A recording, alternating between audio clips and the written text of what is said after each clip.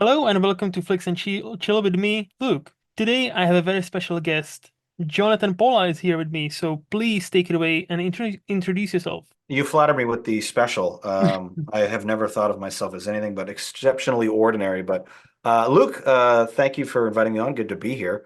Um, so yeah, a little about myself. 38. I live in New Hampshire with my wife and two kids. I was a full-time professional YouTuber for over a decade. Luke can see it, but you folks listening at home can't. I have three 100,000 subscriber plaques hanging on my wall very proudly. I've done everything from movie reviews and gaming let's plays to politics news and microwave mayhem.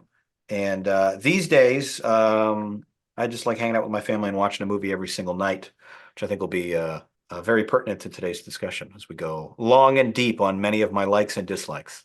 No, that's gonna be great. Like, it's so fascinating to me that you're actually full-time YouTuber, but I know you stopped for a couple of years, correct? I stopped for 6 years. Wow. Yeah, I mean, I was off of the platform longer than some people have been on the platform. Mm-hmm. Um, and if you add it all up, I've done over 4,000, 5,000 videos. I started in 2006, so I've been doing it on and off for my own channels and for private companies and things for Mm-hmm. 18 plus years now, Mm-hmm. which is more about half my life, which is pretty cool. Yeah. Do you mind sharing why you stopped for those 6 years, or is it Oh, something no, you don't want to touch on?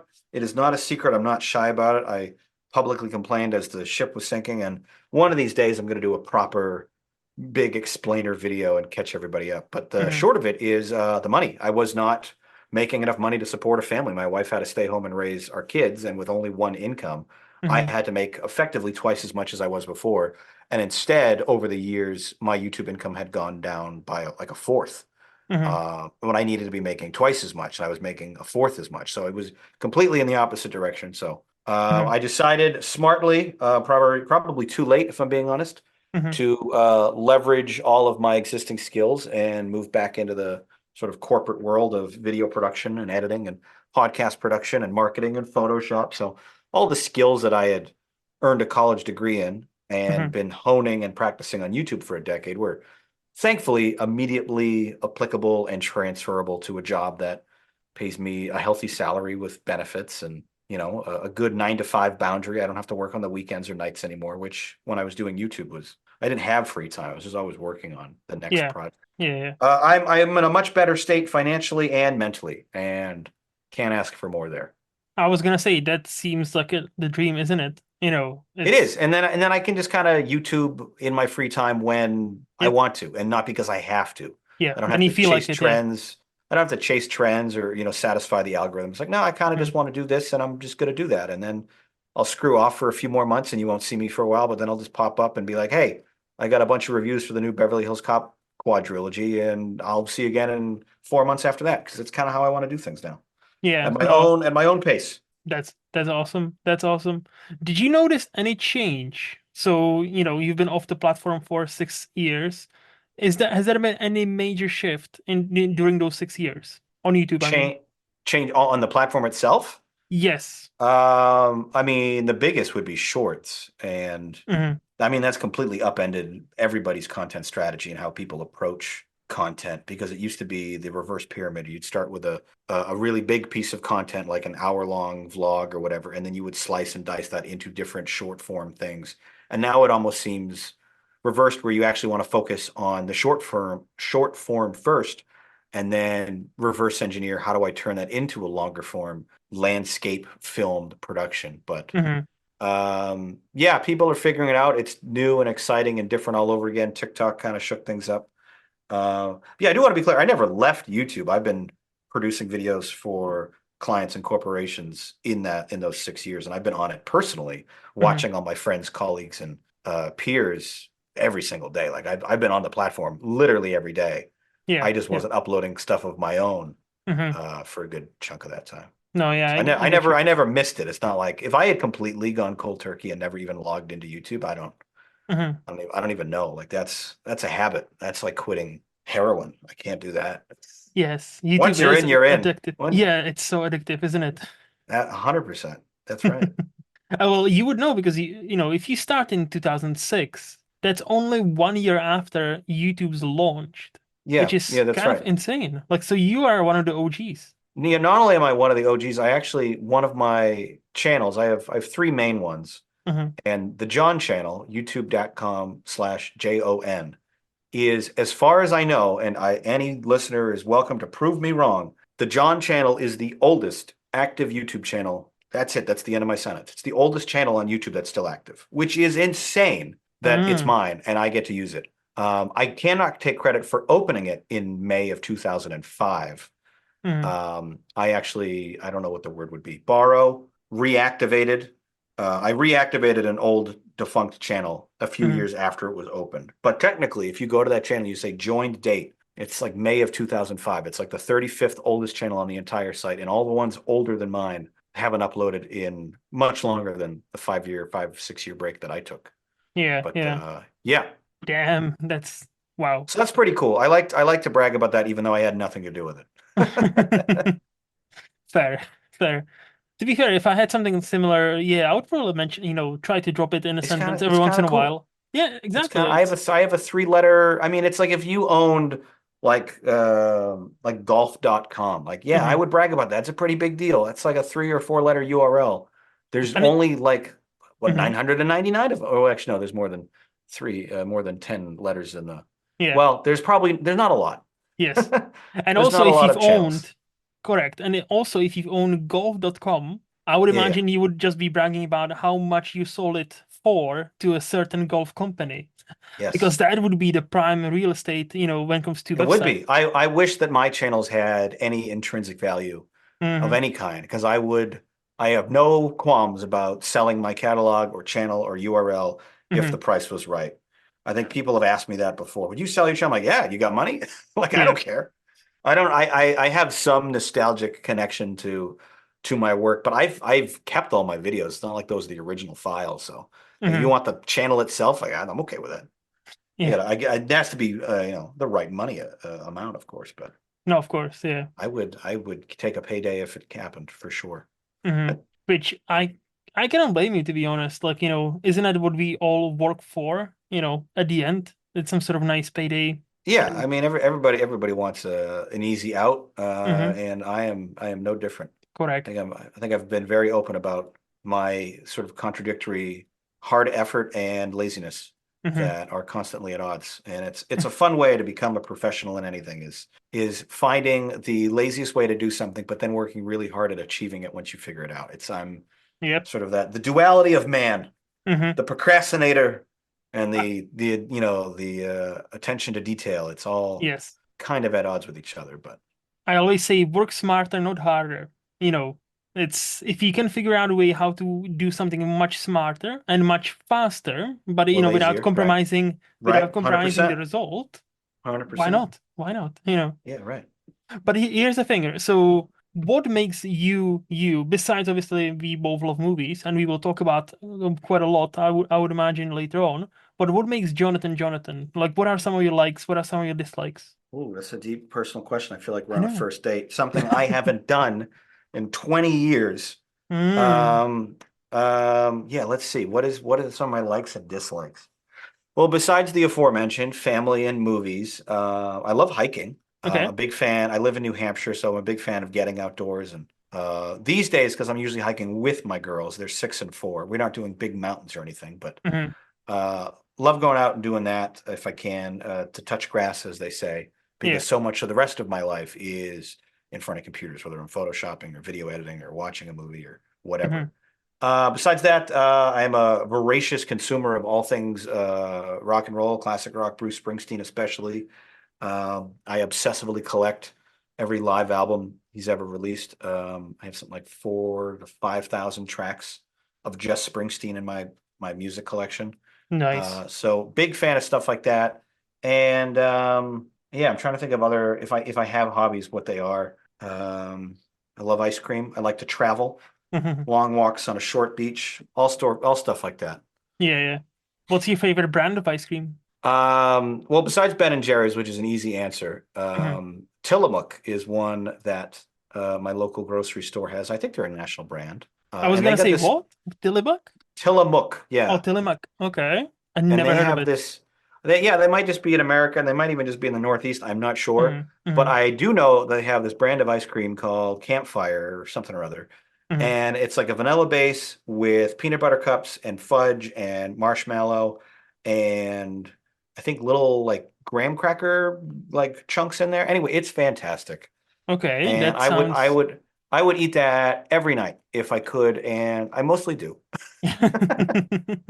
Yeah, it's Tillamook Campfire Peanut Butter Cup, toasted marshmallow ice cream with a fudge swirl and mini chocolatey peanut butter cups. I think I just imagined the graham cracker because I wanted it in there, but it's way good. Big fan of Okay. that. Okay. If I'm ever in America, I need to try it because I'm always up for a nice ice cream, especially like, with the peanut 100%. butter and all that. That sounds 100%. lovely. Yeah, yeah, yeah. Hmm. Do it. Do it. So you mentioned New Hampshire. So if I were to ask you, do you mind John or just Jonathan? What Either do you way's actually good. prefer? I'll answer to both. Okay. All right. I just assume you spelled it Jon and I won't be offended because Okay. when I see it spelled John, I'm like, Yeah. wait a minute, that's you're referring to my father. That's somebody else. Hmm. Yes. No, so if I were to ask you, I'm coming to New Hampshire for a week, what would you recommend me? What do I need to see? Where would I need to go? Possibly even for some nice food, like some local like restaurants or local joints I need to try. Is a great question. A week is probably more time than you'll need. Hmm. Truth be told, it's not a very big state. You can Hmm. drive across, you can circumnavigate the entire thing in like 4 hours. It is, I think, the Yeah. fourth smallest state in the country. Hmm. But if you were to visit New Hampshire, I would recommend visit the seacoast. Portsmouth, New Hampshire is a great old sort of colonial town with a lot of really great and sort of progressive city vibes. It's a very young town. I Hmm. love the sort of millennial kind of sensibility to it. And also the Lakes region has some of the best food, some of the best, if you like water sports or parasailing or rock climbing, if you want to go Hmm. hiking through the White Mountains or going on a boat ride or go to some arcades or mini golf. There's lots of cool. It's a great vacation kind of a state. And in the winter, yeah, we have some of the best mountains around for snowboarding and skiing and Hmm. cross Hmm. country stuff. So it's great. If you like outdoors, it's good for that. And if you just want to plunk your ass down in front of an arcade cabinet, we got apparently it gets a claim. I've never verified it. The world's largest arcade fun spot in Ooh, Laconia, okay. New Hampshire. They have something like 300 different classic arcade cabinets. I've Wow. played pretty much every one. What's your And favorite? oh, that's a great question. Mr. Do's Wild Ride is a really good like classic cabinet. Hmm. I'm a big fan of Akinoid, the one where you have to bounce the marble ball. You have to turn the little knob at the bottom and make sure you catch it. I Yeah. mean, the games that today we take for granted is just like crappy mobile freemium things. They Hmm. started off as like classic arcade cabinets. Asteroids Yes. is an obvious answer, but it's really good. Hmm. Yeah, there's a whole bunch. I can't think of what's it called? Tapper, Burger Time. Those are both good. Hmm. Yeah, I can get into any of those. I can once I learn how to play it, and you really have to like read the side of the cabinet to learn the because they don't tell you. The game just starts. Yeah. There's no instructions. There's no in-game tutorial like we have today. Exactly. It's It's just like, you're oh, thrown in. I have to walk over the hamburger bun and avoid the little pickle. Yes. Okay. And it's the kind of thing you can either jump in and lose your 25 cents straight away, or you can read the literal side of the machine Hmm. so you know what to do. Yeah, the games of the past, isn't it? Like you pay your money and you might die on the first try within the first, not even a minute. And you're like, wait, what did I Oh do yeah, no, some wrong? of them are it's a very quick experience sometimes. Yes. And then, Absolutely. no tutorial, no hand holding. It's just, no, you figure it out. We're just a game. You figure it, it's your job to figure this game out. Yeah, And absolutely. it's And it's if I it's had so funny. to, I was actually just thinking classic cabinets. My favorite game to actually just play is a Hmm. newer title, which would be any and all of the Fast and Furious driving games, which are sort of the Ooh. spiritual successor to the Cruising USA series. Hmm. And those are great. Like the modern day Fast and Furious titles are awesome. They Okay. cost like $1 these days, but they're worth it. Love those ones. Nice. I don't think see I don't think I ever been into like an arcade like that. We have a like we where I live, there's an arcade and there are some of those, but I like just it's always like your stereotypical like Guitar Hero or like you shoot at aliens or like some racing games, but I don't think there's anything like big. and it's always Well, you're crowded with missing like out. children. You're- Clearly, clearly you owe a trip to the States to See, yeah. try Is some of New this Hampshire magic. correct? Is New Hampshire known for a specific type of cuisine? Because I know like certain states are associated with like, Oh, like pizza, you get a great pizza here, you get a no, great Mexican here, I don't whatever. think so. I mean, Massachusetts and Boston has clam chowder, and Hmm. Maine has lobster, Hmm. and Vermont has maple syrup, Hmm. and Connecticut has pizza. Hmm. New Hampshire doesn't have like a quintessential New Hampshire item, but I would say any combination of those four you Yeah. can find really good versions of here. I Okay. mean, I would say New Hampshire. I don't know. I don't think anyone ever asks for a New Hampshire lobster because the seacoast is such a small portion of the state versus Maine. But Hmm. yeah, I mean, all the same types of New Englandy foods. Like Irish cuisines. Hmm. Also, we border Canada to the north, so if you like poutine, Oh yeah. we're only a few hours from Quebec and Montreal, so you can get some really good poutine here, really good chowder. Hmm. But honestly, just like all the typical American and Irish fare.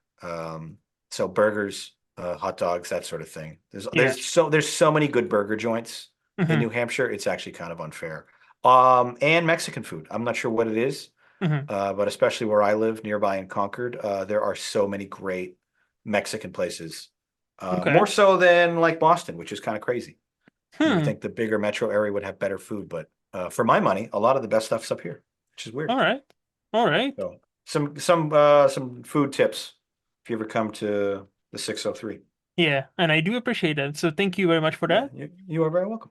And with that, I think we can move to the this or that game where I'll give you two options and you'll tell me which one would you prefer. All So right, let's go. iOS or Android? Android for sure. Why? I don't, I'm a power user. I like customization, to the point that I have, Yeah. loaded my computer in BIOS so that I can force something in the Hmm. OS. Like I go that deep into customization, and I need to uh, fundamentally change the operating system on a Yeah. base level. Hmm. And you can't do that within the Apple operating, ecosystem.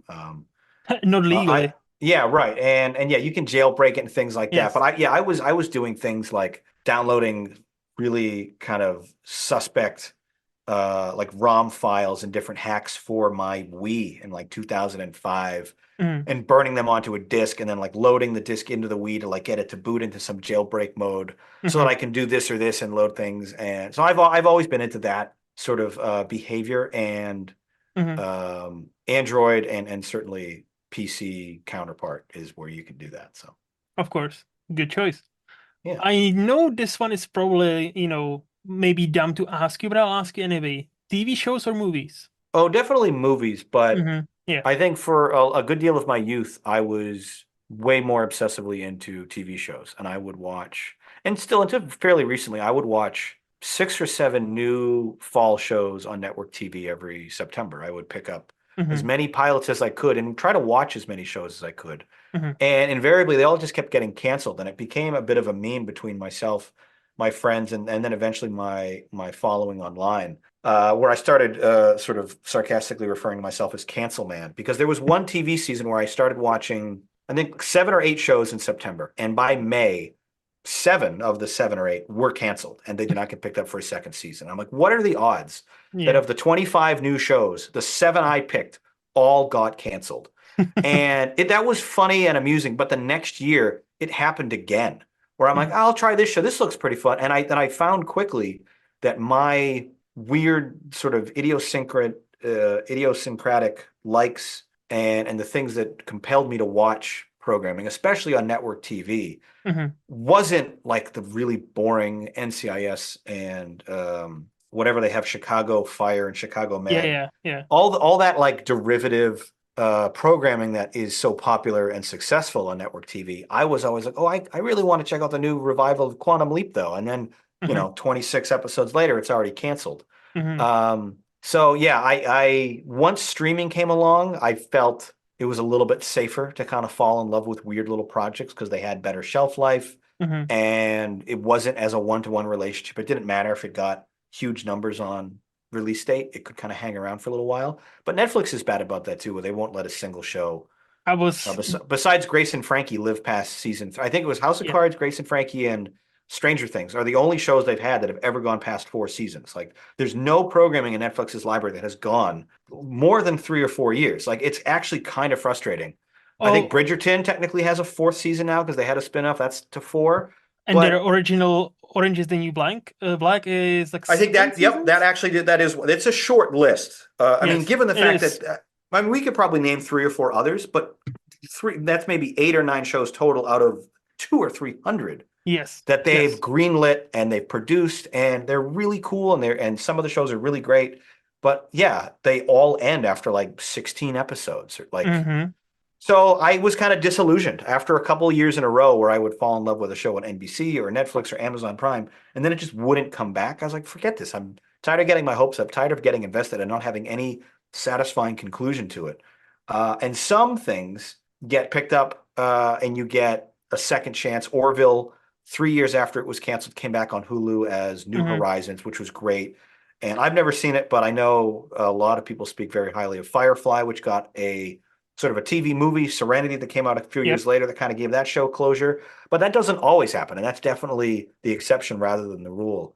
So I was like, you know what? My time is limited. I would rather just watch a show. I'd rather watch a movie where Mm-hmm. I know it has an ending. This is a clearly defined three-act structure with an ending that's been thought out.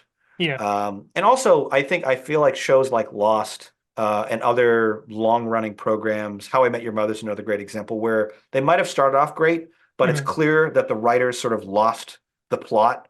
They Mm-hmm. lost the forest through the trees over the years, and by the time the finale did arrive, it's kind of like, oh, you guys really didn't have this planned out, did you?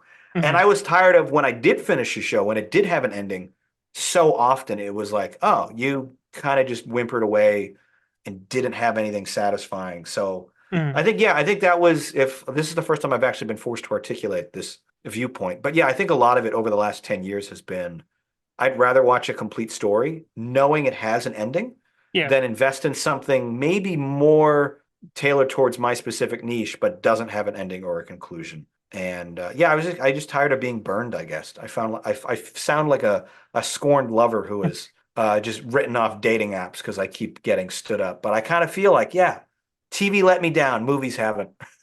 But to be fair, I actually do sympathize because with you because I'm actually like that. I rarely nowadays start a brand new show unless it's some sort of like a limited show or like it's a next Star Wars show because I love I Star love Wars. limited series Yes, yes. because I know that for a fact it will have a clearly defined ending. Mm-hmm. But because it's longer, I know I'm going to get really thorough character Mm-hmm. arcs, and I'm Mm-hmm. going to be able to go a lot more intimate with the story than a 2 hour feature would be. So I love the idea of long form storytelling. I Mm-hmm. just need to know that like it has an ending.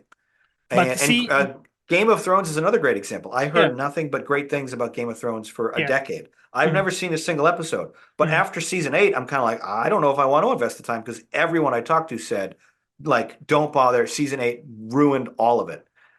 So it's kind of like, all right, I'm kind of glad I didn't go for the ride. Mm-hmm. So I wasn't, terribly let down at the end. Whereas if I do invest the time now, I'm at Mm-hmm. least aware of like, all right, go in knowing it Yeah, might not be great at the end. Okay, I yeah. can brace myself. And exactly that's where we two of us meet because I'm the same. That's why I would rarely start a new TV show. That's why I would now wait until TV show is actually done, Yep. and at least I know okay this only has let's say 5 seasons. I know it's let's say 100 episodes, and I know oh yeah season let's say 4 is kind of slow, but the rest should be fine. So and then I go in and watch it, and usually I'm happy. So yeah. And nowadays, with limited TV shows, I've noticed there's a trend where it starts off as a limited show. Yeah. However, Yeah. it does Right. so well, oh, suddenly we've ordered a second season and it turns from limited to just a show. Like a Yeah. B, That is. Shogun. Yep. There's a lot of examples of that Hmm. working, Hmm. or I don't even know if work is the right word, but a lot of instances of that happening Hmm. where a show will be so well received. Hmm. Like, okay, let's do another one. There was a program with, what was it, Nicole Kidman Oh, and yeah. Pretty, no, Little White Lies? Big Big Little Little Lies. Liars. Yeah, it was like something And that liars. Yeah. And that was the thing where it started off as 6 episodes. Yes. Again, I haven't seen it, but I know about it, and I know everybody loved it. And they're like, "Well, let's do another one." We're like, Mm-hmm. I feel like we kind of already did it." And sometimes that works, and sometimes it just becomes a two and done limited series, which is kind of Yes. weird. It's a limited series that has one sequel limited series. Mm-hmm. And that's happened. That's not actually new. Like when Roots came out in the mid '70s, it was a cultural phenomenon, and they're like, well, shoot, we just had an 80% audience share for 7 nights in a row. Is there any way we can make a sequel series to this?" They're like, I maybe. Mm-hmm. We just told 300 years of racial history in a week. Where can we go from here? And Yeah. they did. A couple of years later, they came up with Roots: The New Generation, which again I haven't seen, but I've heard it's pretty good. Mm-hmm. So it's and that was 45 years ago. So it's Yeah. it's not new, but it is kind of like, oh, all right, you want your cake and eat it too. Correct. Or Pick a the lane, White guys. Lotus. Or the White Yeah, Lotus right. also started as a limited series, but the And first now season it's did like an quite well. anthology. Yes, correct. And not only that, now it's like almost a platform for like underappreciated actors to get their like second, break almost. Yeah, Because they've built every season with new, character actors that yeah, might for have not, sure. have enough time in the spotlight. And I really like that approach. So it'll And be I will interesting. say, I will say this of streaming, Hmm. at large has been really beneficial for a lot of like also ran actors and like over the hill types that maybe were on their way out, weren't getting a lot of big roles anymore. Hmm. And then they're able to get kind of big juicy parts in their own production. It's probably not going to be seen by more than a couple million people, but it's exciting to see actors that were kind of past their prime, so to speak.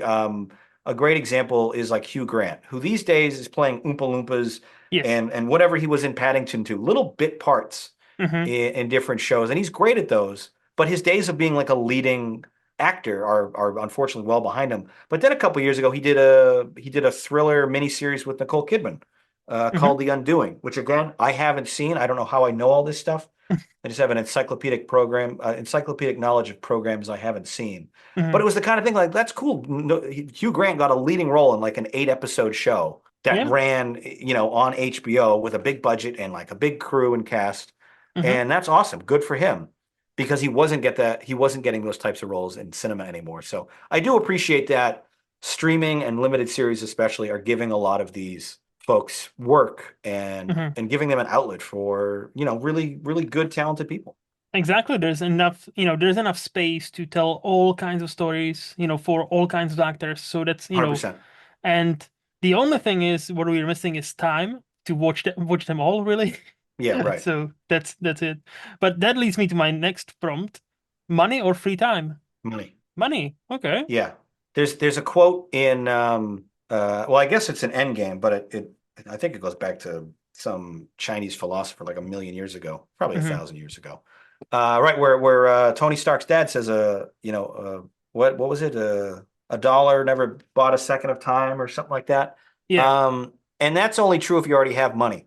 Hmm. If you're poor and you're struggling and trying to support a family of four like I am, money is what I want right now. Free time I can get later. I'd Hmm. rather I'd rather retire and have free time. Right now, I need money so I can invest it and enjoy a retirement.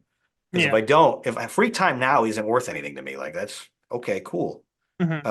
And I'm one of those weird people that can find enjoyment in anything I do. If I'm working or commuting, if I'm just sitting in traffic, Hmm. I am not necessarily unhappy.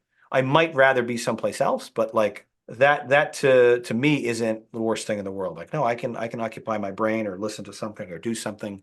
Yeah. So yeah, free time for me is at this point in my life, especially when I have kids to support, not as important as money. Which I don't know that that's the standard answer, but that's how I feel I about it. see for this, it's kind of half and half. I've noticed usually people gravitate to what they would not even rather have, but what they're missing. So if people Yeah, have right. Yeah. money, but because it's usually a vicious cycle, isn't it? If you have Yeah. money, usually that means you're pretty busy with your profession that makes you that money, therefore you don't have enough free time.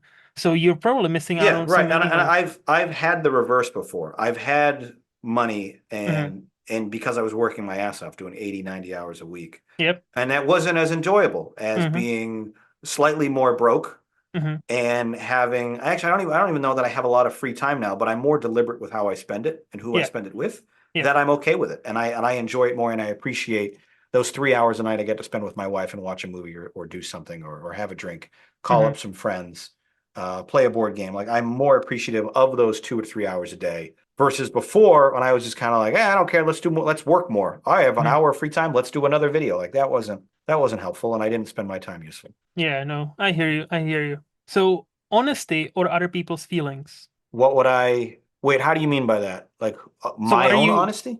yeah, like, would you rather be honest or do you consider other people's feelings? So, would you lie to protect their That's feelings? that is a good question. No, thank you. I'm honest to a fault. I think I would Hmm. choose that answer because I think the reverse can eventually get you into trouble, and it doesn't do anybody any favors. I mean, there's Hmm. there's particular instances, when my kids ask difficult questions, I can be like, well, we'll talk about that when you're older, and that's Yeah. not something you need to worry about right now. And I guess I'm not being dishonest with those answers, but I'm deliberately kind of skirting around what might be, a difficult conversation. Hmm. Uh, so yeah, I prefer to be honest over other people's feelings. Hmm. I hear you. Yeah. Probably the most important question of all, ninjas or pirates? Ooh, that's a good question. Geez, I feel like I haven't been asked this in a long time, and I don't remember what I ever said, if I ever said. I mean, I used to have live shows on Hmm. Ustream and Twitch all Hmm. the time, and this is the kind of chat bait fodder. I don't know Yes. what I used to say. I'm going to go with pirates. I think they are more interesting, quite frankly. Okay. Ninjas, they're all kind of homogenous. All ninjas kind of look the same, Hmm. and that's boring, and I don't like to be bored. Hmm. So you prefer Pirates. like variety, being, Yeah, no, on the sea. pirates are more exciting. There's more good pirate movies than there are ninja movies. Also, if we're keeping things on theme, That is there's a fair. lot of good, excellent pirate. If you besides the Johnny Depp movies, Hmm. there's the Goonies, which definitely counts. There's Seahawk. There's the one with Burt Lancaster in it, whose name escapes me. I Hmm. like I like like the swashbuckling atmosphere. Whereas ninja movies, like, I don't know, they're all whatever. They're fine. But yeah, I hear Maybe I I hear haven't you. maybe I haven't seen a really great one yet. To be fair, like I don't think there's that many, at least I not. mean, but outside of the Kurosawa Yes. filmography, Hmm. and those are samurais, not I was gonna ninjas. say I think mostly I those think are that's a samurais. distinction that's important to make. Yes. Like the Seven Samurai and Yojimbo and Rashomon, those are samurai movies, Correct. Correct. not ninja movies. Nope. I think Different. honestly, if the question was samurais versus pirates, that would be harder. Mm. I would probably still choose pirates, Yeah. because I'm basic and boring. But yeah, it's a good question. You're making me Thank you. really think today. Thank you. Oh, thank you. Oh, well, the last one. It's just an easy one. Don't worry about it. Free will or destiny? Ooh, I am a huge absolute, like, it's the kind of thing that if I ever get a tattoo, it's going to be the first thing I get on my arm. Hmm. A phrase from Terminator 2: "No fate, no fate but what you make." So I'm a big firm believer in free will. If I believed in destiny, Hmm. I think life would be very boring if everything was predetermined. And similarly, on that same exact sort of thematic note, my favorite movie of all time, Back to the Future, Hmm. that trilogy ends, rather optimistically and hopefully, with Doc Brown saying, "The future is whatever you make it, so make it a good Yes. one." So yeah, I am big believer in free will. I think without that choice, without that, being, the author of your own life, I feel Hmm. like that would take so much wind out of my sails if I was resigned to the fact that nothing can be Hmm. altered or determined. I'd be like, well, what's the point? If I can't change what I'm barreling towards, then what is the point of life? Hmm. Hmm. Yeah, that's a deep question. That's a I good one. try, I I like that. try, I try my Yeah, yeah. hardest, to get us thinking, get us talking. So yeah, that's all right. If I may ask, Tell me. Luke, how do your guests on this program usually respond to that one? To that If you one, it's usually a mix of both. Like I feel like really, there probably would be skewed to free will, but I had okay, a few people kind of like, I kind of believe in both. Like, like there's a yeah, free will to an extent, but I also feel like, some actions are like meant to be. Like I'm that's meant kind to, of like the Spider-Verse. yeah, I forget how they described it, but like those sort of temporal anchors that are yeah, yeah. permanent in any scenario, in any Yes. timeline, any Yes. So it parallel needs to universe. happen. Yes. Right. There are certain, like, linchpins to our existence that have to happen I think they and then call the them rest of it canon kind of events. bends around it. But you eventually, it's like a river, right? You can Hmm. redirect it and Yes. you can dam a river, but it's going to go downhill. You Hmm. can change the course, but you can't necessarily change the destination. It does have to Correct. go eventually downhill to the ocean. You Yes. can't Correct. stop that. And that there's some comfort in that philosophy Hmm. that, you're sort of determined and destined to be someplace. Hmm. And I think some people take comfort in that because I think it's easy to write off tragedies that way, and they can just be like, "Oh, it's okay that such and such died, or I lost It's this God's job plan. opportunity." And Yeah. yeah, right. It was God's plan. It was predetermined.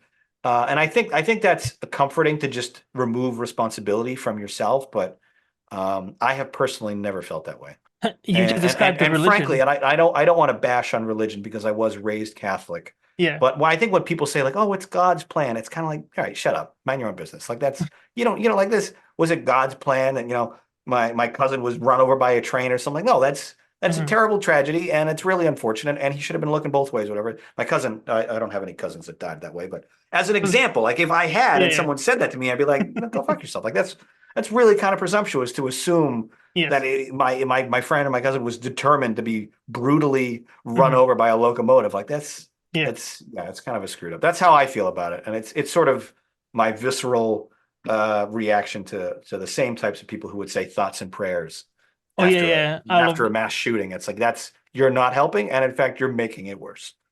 Have you, speaking of TV shows, have you seen BoJack Horseman? I have not. I've heard it's very Oh, funny though. it's very funny, but it's also very dark because it deals with like mental issues, mental, I'm good all with dark that. humor. In fact, the more a Hmm. joke offends people, or the more a joke isn't understood by people, the Hmm. more I seem to appreciate it. Like the jokes that are like really esoteric and like Hmm. high level things that like people don't get, I sometimes find those the funniest, Yeah. obviously assuming that I get them myself. It's not even in that way that it would offend you. It's more about like, the jokes like the in that show like are funny and are clever, but what the show is mostly about is very like it's about depression and Yeah, right. how this animated horse who used to be an actor deals with that he's basically a fuck up. But what I was gonna mention when you because you said thoughts and prayers, they did an entire episode about this, like how every once in a, Nice. every couple of minutes, some sort of mass shooting happens, and there's this panel on the TV, and it's like, and of course, thoughts and prayers. Yes, of course, thoughts and prayers. And that was their answer to everything. And of course, thoughts and prayers. And it Yeah, was it's just it's a so it's a funny. cop out. I mean, it's an Yeah, easy way to just yeah, absolve yourself of responsibility and hmm, write it off as somebody else's predetermined plan. correct. And it's like, no, take ownership of your actions or inactions and, Hmm. react accordingly. You're an adult, Correct. Yeah. act like it. Well, and before we move to the Flix part of the podcast, do you have any hot takes you're willing to share with us? Yes. So in my notes and the homework you gave me, you Hmm. described this as the let's get canceled segment. Yeah. So at the risk of canceling myself or upsetting my peers and movie reviewers in this space, Hmm. I think not enough people talk about or acknowledge movie piracy. Hmm. And it is interesting to me um, because sometimes it is morally okay to pirate, and other times I'm okay with just like if it's too expensive or if I'm too lazy, Hmm. sometimes I'm okay with that. Like I'm not proud of myself for having to pirate movies from time to time, but Hmm. it's also like I don't know that we need to be so what's the word, so absolute Hmm. in like a dismissal of that entire, Or like I don't know. self-righteous. Yeah, right, exactly right. Like the same thing with video games and emulators. Like way back in the day, I would download Hmm. ROMs and emulators and be like, "You download them?" I'm like, "Yeah, I download them." You think Nintendo cares that I pirated a game that's been out of print for 20 years? Like I did Hmm. no. That's absurd. I'm not buying an SNES cartridge on eBay for $100 for a game I'm going to play for 2 hours and forget about. Like that's Hmm. silly. Hmm. So I think there's definitely more of a gray area on piracy. That's my hot take.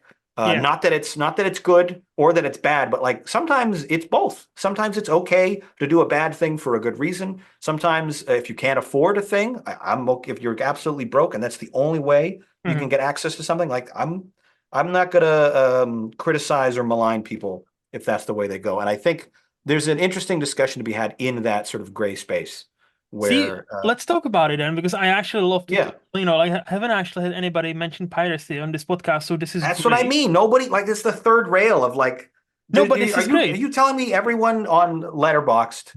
Yeah. There's a subreddit on for Letterboxd, like all these Yes. people, and they're Yes. like, "How many movies have you watched this year?" Like, I've watched 800 movies. Like, you haven't watched 800 movies in a calendar year without Hmm. pirating some of those. There's just Hmm. no way you have Hmm. access to that many titles Hmm. unless you are worth thousands and thousands of dollars, or not hundreds of thousands of dollars, and you have a private, Yeah. home library with literally like 5,000 movies in it. And some people have the luxury of building a physical media library that Yes. rivals their local library. Good for them. Hmm. Most people can't afford that. Most people don't have the physical space in their home or their apartment or their dorm to Hmm. collect media like that.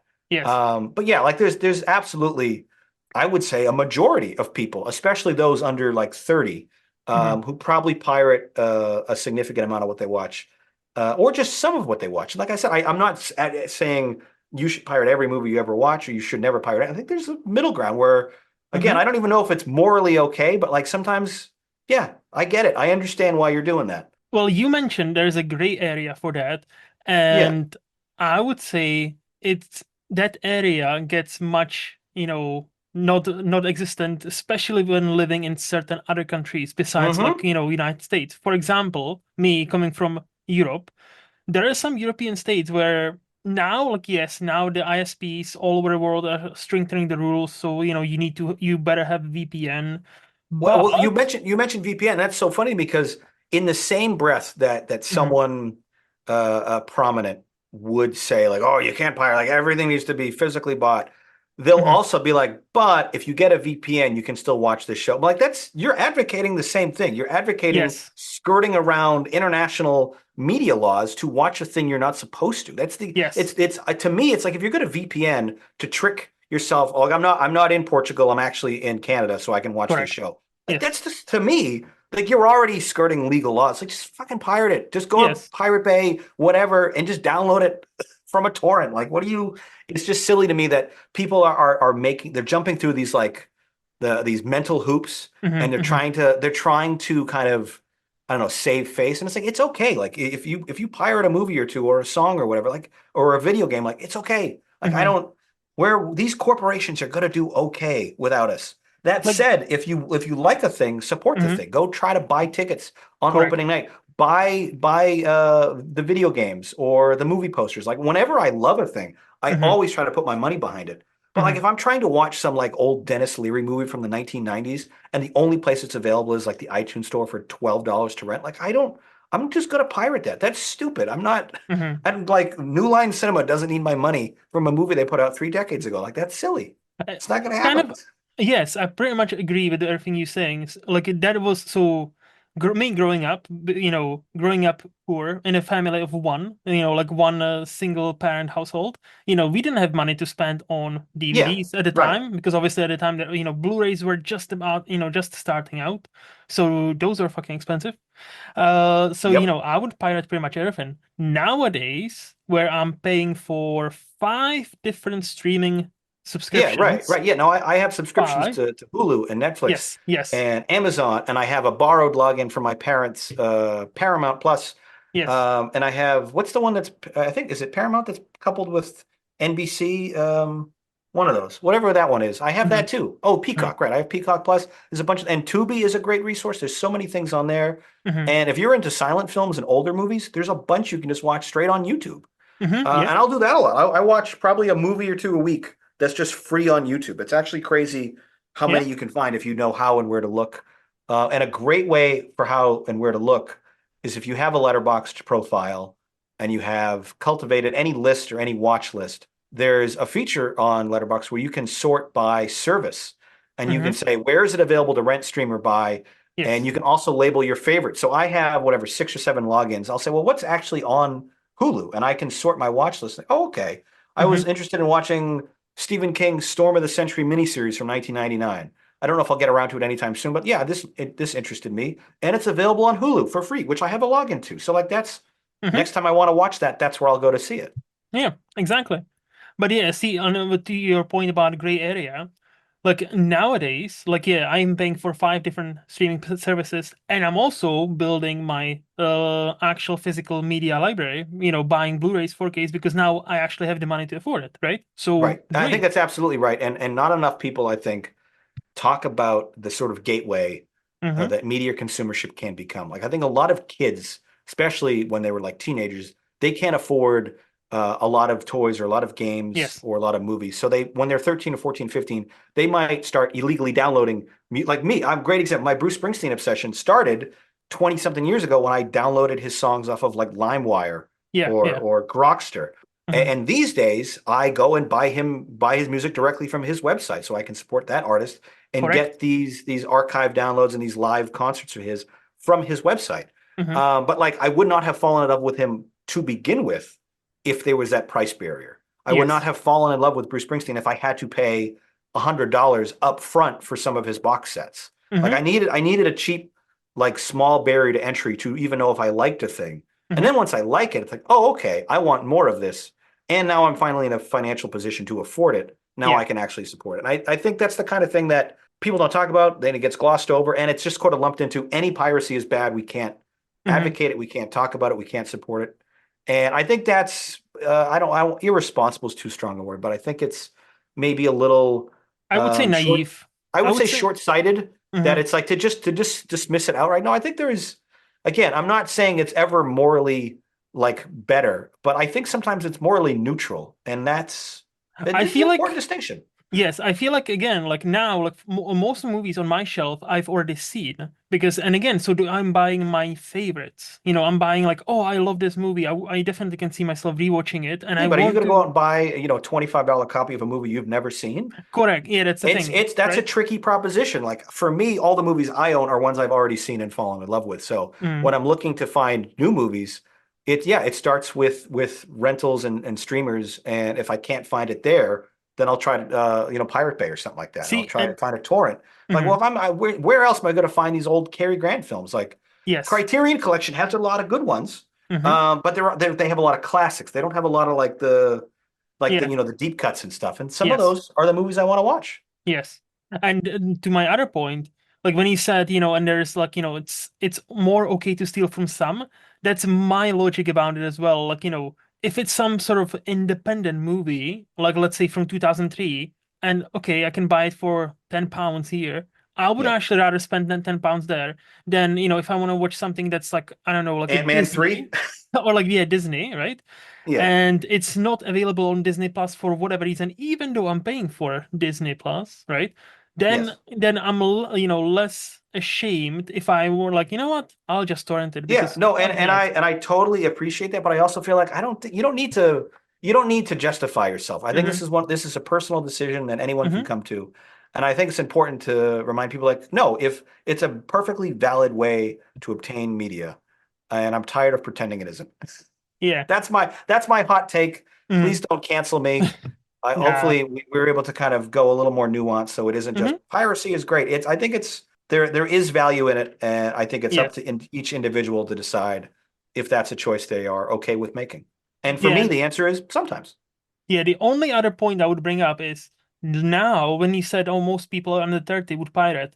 Yes, because nowadays all or most streamers start to introduce ads whilst raising their prices.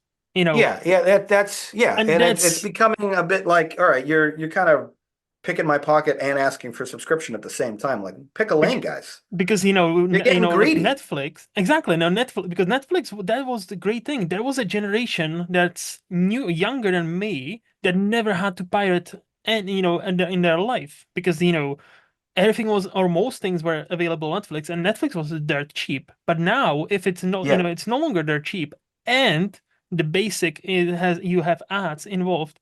I've seen many people, especially like on like Reddits and different like forums. Oh yeah, I've canceled it because and how do I yeah. pirate? I think we didn't even talk about it. I do want to wrap this thread up though, because I feel like we have said most of what we need to say. But Mhm. convenience is a Yes, big factor of piracy as well. Like sometimes it's like I don't want to sign up for another website, and I don't want to watch ads and go through all these hoops. Like I just want the video here. yeah, And sometimes it's quicker and easier to pirate a thing than it is to go through all those hoops on these other mhm. platforms and trying to rent a program. through a Hmm. website I've only used twice before. Like, okay, I can rent it off Voodoo. Like, I don't want to use Voodoo. I don't know. So And yeah, yet, I think that plays into it as well. yeah. Convenience and your True. own financial whatever state, whatever you want to call it, if you have moral qualms or not, and just general availability. Some movies aren't available. And it And was my very last point, yeah, where now, only because of piracy, we actually know that certain shows or movies even exist. For example, Disney Plus, going back to Disney Plus, they started on their platform, and one of the best selling or their selling point was The World According Jeff Goldblum. And it's actually a great show. It was actually a quirky show. However, if you were to look it up now on Disney Plus, they've pulled it off. And there's you no can't watch it on physical. Disney Plus. That's unfortunate. Not I haven't even watched it. that, not even that, but there is no physical copy of that. So even if you wanted to buy it on Amazon, let's say Blu-rays, no. So there is some shows and movies that are made especially for streamers, and those streamers pull them for like mostly, what is it, Yeah, tax reasons. So yeah, for there's sure. no other way for you to actually watch it besides piracy. There's been quite a bit of brouhaha in the last year or so about streamers and other digital platforms pulling the ownership rights of media that they have previously sold, like outright sold. Yes. You bought a copy of a movie from Amazon, and then 5 years later, they're like, you know what? This copy won't play anymore. Mm-hmm. And I'm like, well, that is the strongest advocacy for Mm-hmm. piracy from a moral standpoint that I can even think of. That I've literally paid you money and now you're revoking my access to it. Like I Mm-hmm. didn't rent it from you, I bought it from you, and now you're changing the terms of the agreement. Like that is so just dirty and Yep. Yep. like just yeah, it's antithetical to the entire you know And that's why conceit of owning media. Like you can't take it away. I own it. So and like that's in why those many instances, people. like absolutely, I think Mhm. yeah, No, and that's that's why like many people would tell you, unless you own a physical disc of that movie, you don't actually own it. Because yeah, like those, like yeah, iTunes, Amazon's, if you were to read through their terms and conditions that are like 20 pages long, they actually have it stipulated there. Even if you're buying it, like movies or TV shows there, you're realistically just renting it, and you're yeah. hoping As that they long as would you have the never. account and as long as you have access to the Yes. internet. I mean, it's the same thing that I think it was Ubisoft got into trouble for with their games, where you had to be connected Yeah. to their origin platform to play Yeah. an offline game. I'm like, what do you like? In theory, that's not really going to be a trouble for like anybody, right? Everyone Hmm. has internet access at this point. I Hmm. get it. I did buy it. I can connect, but like the thought that I'm not allowed to play this game 10 Hmm. years from now when your servers are offline or whatever, like that rubs me the wrong way. Yeah. And it's like maybe I will, even though I've bought it, maybe I'll pirate a copy too, just in case you do decide to pull the rug out for me Yeah. 5 years from now. Like that's I don't like that. And it's I know I'm not alone on that. I know a lot of people are like, that's Correct. frankly, it's bullshit that you could revoke access to a thing I literally own. But Yes. you don't own it. It's just a metaphorical, everyone's just shaking hands and agreeing, like, I promise you own this. Like, okay, do I though? We promise. It's just some kilobytes piece of data on some hard drive, Yeah, someplace, right. Yeah, and yeah, it's exactly just right. anyway. But yeah, like okay, do you have any other hot takes, or do you want to move to the Flix part of the No, podcast? that was a great discussion. I think I'm so okay too. with calling it there. I think so too. So let's talk some movies then. Yeah. So if I were to ask you, John, what is the last new movie you rated 5 out of 5? So anything 2020s, what would the answer be? That is a great question. I had to go to my notes to figure this one out, and I'm going to count it as a movie because Letterbox counts it as a movie. You can Okay. log it. This is the 26-minute quote unquote season finale to Bluey Oh. called The Sign. This is a kids show. It's on Disney Plus. It first aired in Australia. Like I said, I have two girls, 4 and 6, same ages as the talking dogs in this animated kids show. Hmm. And normally, Bluey is 7 minutes each. They're short, little, bite-sized 7 minute episodes. We'll Hmm. usually watch a few at a time. And this was ostensibly billed as like the season finale, even though they had two more episodes after it as like a bit of an epilogue coda. But this 26-minute, which is just the length of a regular show at 26 minutes, Yeah. is brilliant. It's the best piece of storytelling I've seen out of any TV show in probably a decade. It's brilliant. It made my wife and I cry buckets. It's devastating and it's heartwarming and it's optimistic and it's so very relatable, which is why I love that show. It's the kind of thing that if you have kids, if you have a family, and you don't connect to Bluey, Hmm. I do wonder what world you're living because it feels so it's such a communal experience Hmm. watching this show and seeing the way that kids and their imagination, how all that works and how so much of it is universal. Hmm. I adore the show. I've loved it since it premiered a few years ago, and my kids love it too. But that season finale was like just icing on the cake. It was such a good sort of cap on 100 great episodes, and it kind of brought everything home in the best way. Yeah. And I hope someday, if The Simpsons ever ends, which is my other favorite animated show, I hope The Simpsons can kind of reach that emotional chord the Hmm. same way that Bluey did. But yeah, I'll count it as a movie. Bluey, The Okay. Sign. That's my Okay. favorite new movie. All right. See, as a person who doesn't have children, I've Yep. heard so much about Bluey, and I heard I so, would, I would definitely recommend it for anybody. I yeah. think, and not in the weird way that like furries used to recommend I watch My Little My Pony. little, yeah. They're like, don't worry, it's not just for kids. I'm like, it is for kids, and you're Mm, weird for recommending it. Cut it out. Which is fine. You don't have to justify it. Like if you want to watch a mm, kids show, just do it. I don't care. Too mhm, many people care about what other people care about, and you don't need to. But mhm, for Bluey and for you, Luke, I would say definitely watch a couple episodes because again, they're 7 minutes. It's a short time commitment. And generally, you can watch any of them in any order. There is no like overarching theme that's really important. mhm, And I think generally you'll probably really enjoy it. You'll definitely enjoy it more if you have kids, if you are in a marriage, because you'll relate so mhm. much to like, oh, that is literally what my 3-year-old did last week. That Yeah. exact same thing. And they're presenting it here in a very funny way that has a deeper meaning that services a theme in a way that's really wholesome and fun. And it's also the great kind of programming that kids and adults both really like. My kids laugh at all the funny slapsticky kid Mhm, stuff, and my mhm. wife and I are laughing at like the eye rolls the parents are giving and the little jokes that are sort of between them. Yeah. When media can capture both audiences, Pixar has really been good about Yeah. this, Yeah. where they'll have jokes for the kids and the adults. It's magic when you can kind of capture both audiences at the same time, but Mhm. with different levels of humor. Really, really fun. Nice. No, yeah, like I've heard so many things about Bluey. Like I I probably need to check it out to be honest, even though it sounds kind of weird checking out like a It's kids it show. no, I would totally recommend it, and Hmm. I don't think it's weird at all. And after you do watch it, I would actually be really curious to see what you think about it, Hmm. because I think it is the kind of thing that you'll probably enjoy. Yeah. You probably won't love it the way I do, but I think you'll at the very worst you'll enjoy it. Okay. And perhaps most importantly, you'll be better informed. So when you have conversations like this with people like me in the future, you know, yeah, I know what he's talking about now. Yeah, yeah. And that seems like a shallow way or shallow reason to recommend something. But sometimes consuming media or consuming content, which sounds so shallow, Hmm. sometimes consuming content is useful just so you can be part of the zeitgeist in the conversation. Like Yes. I Yes. have any real interest in Disney's failed Star Wars hotel? No, not really. But do I have interest in watching Jenny Nicholson's 4-hour YouTube video where she deconstructs that entire failure?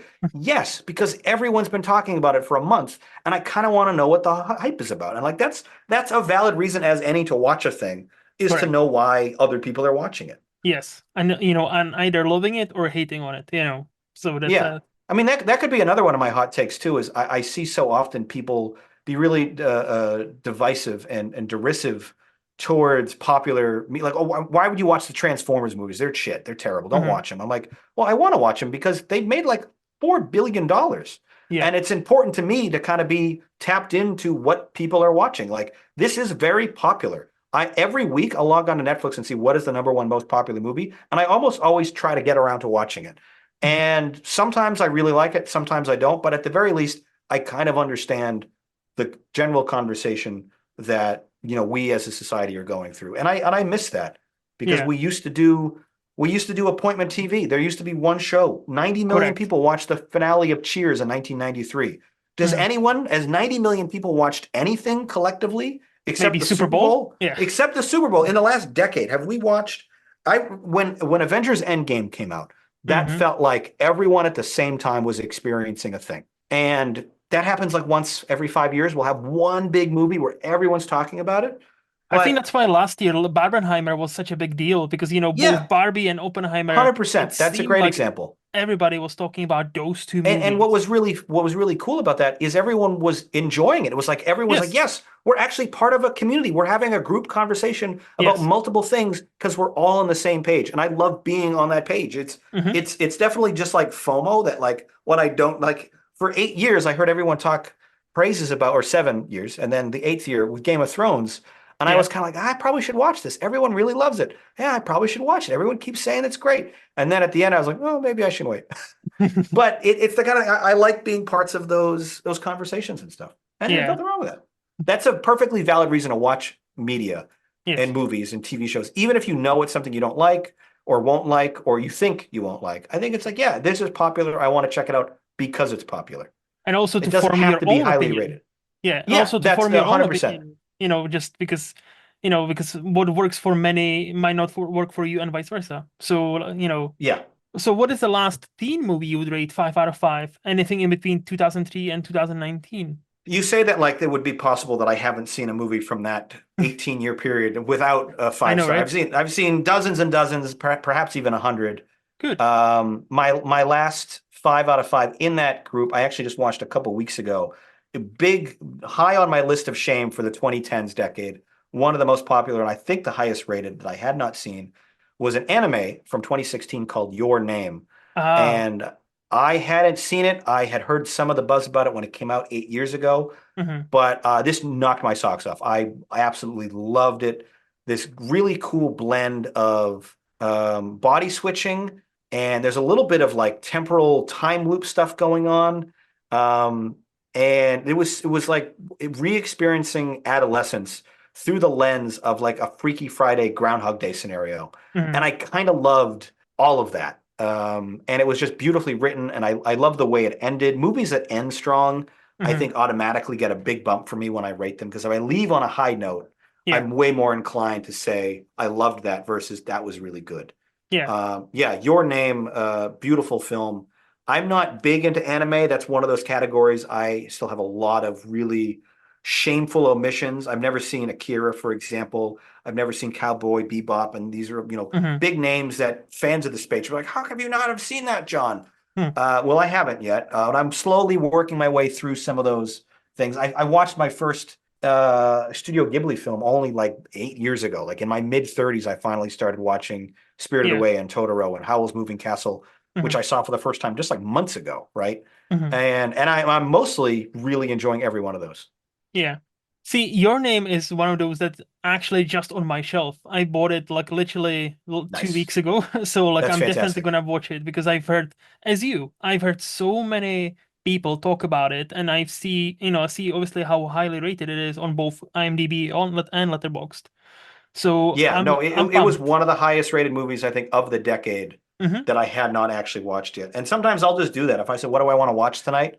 Hmm. The way that I've had really good success with that nightly dilemma, what do you want to watch tonight? Yep. Is I'll go to a random number generator website or app or whatever, and I'll just say, give me a random number from 1914 to 2024, 110 years of cinema history. Give me a Yeah. number.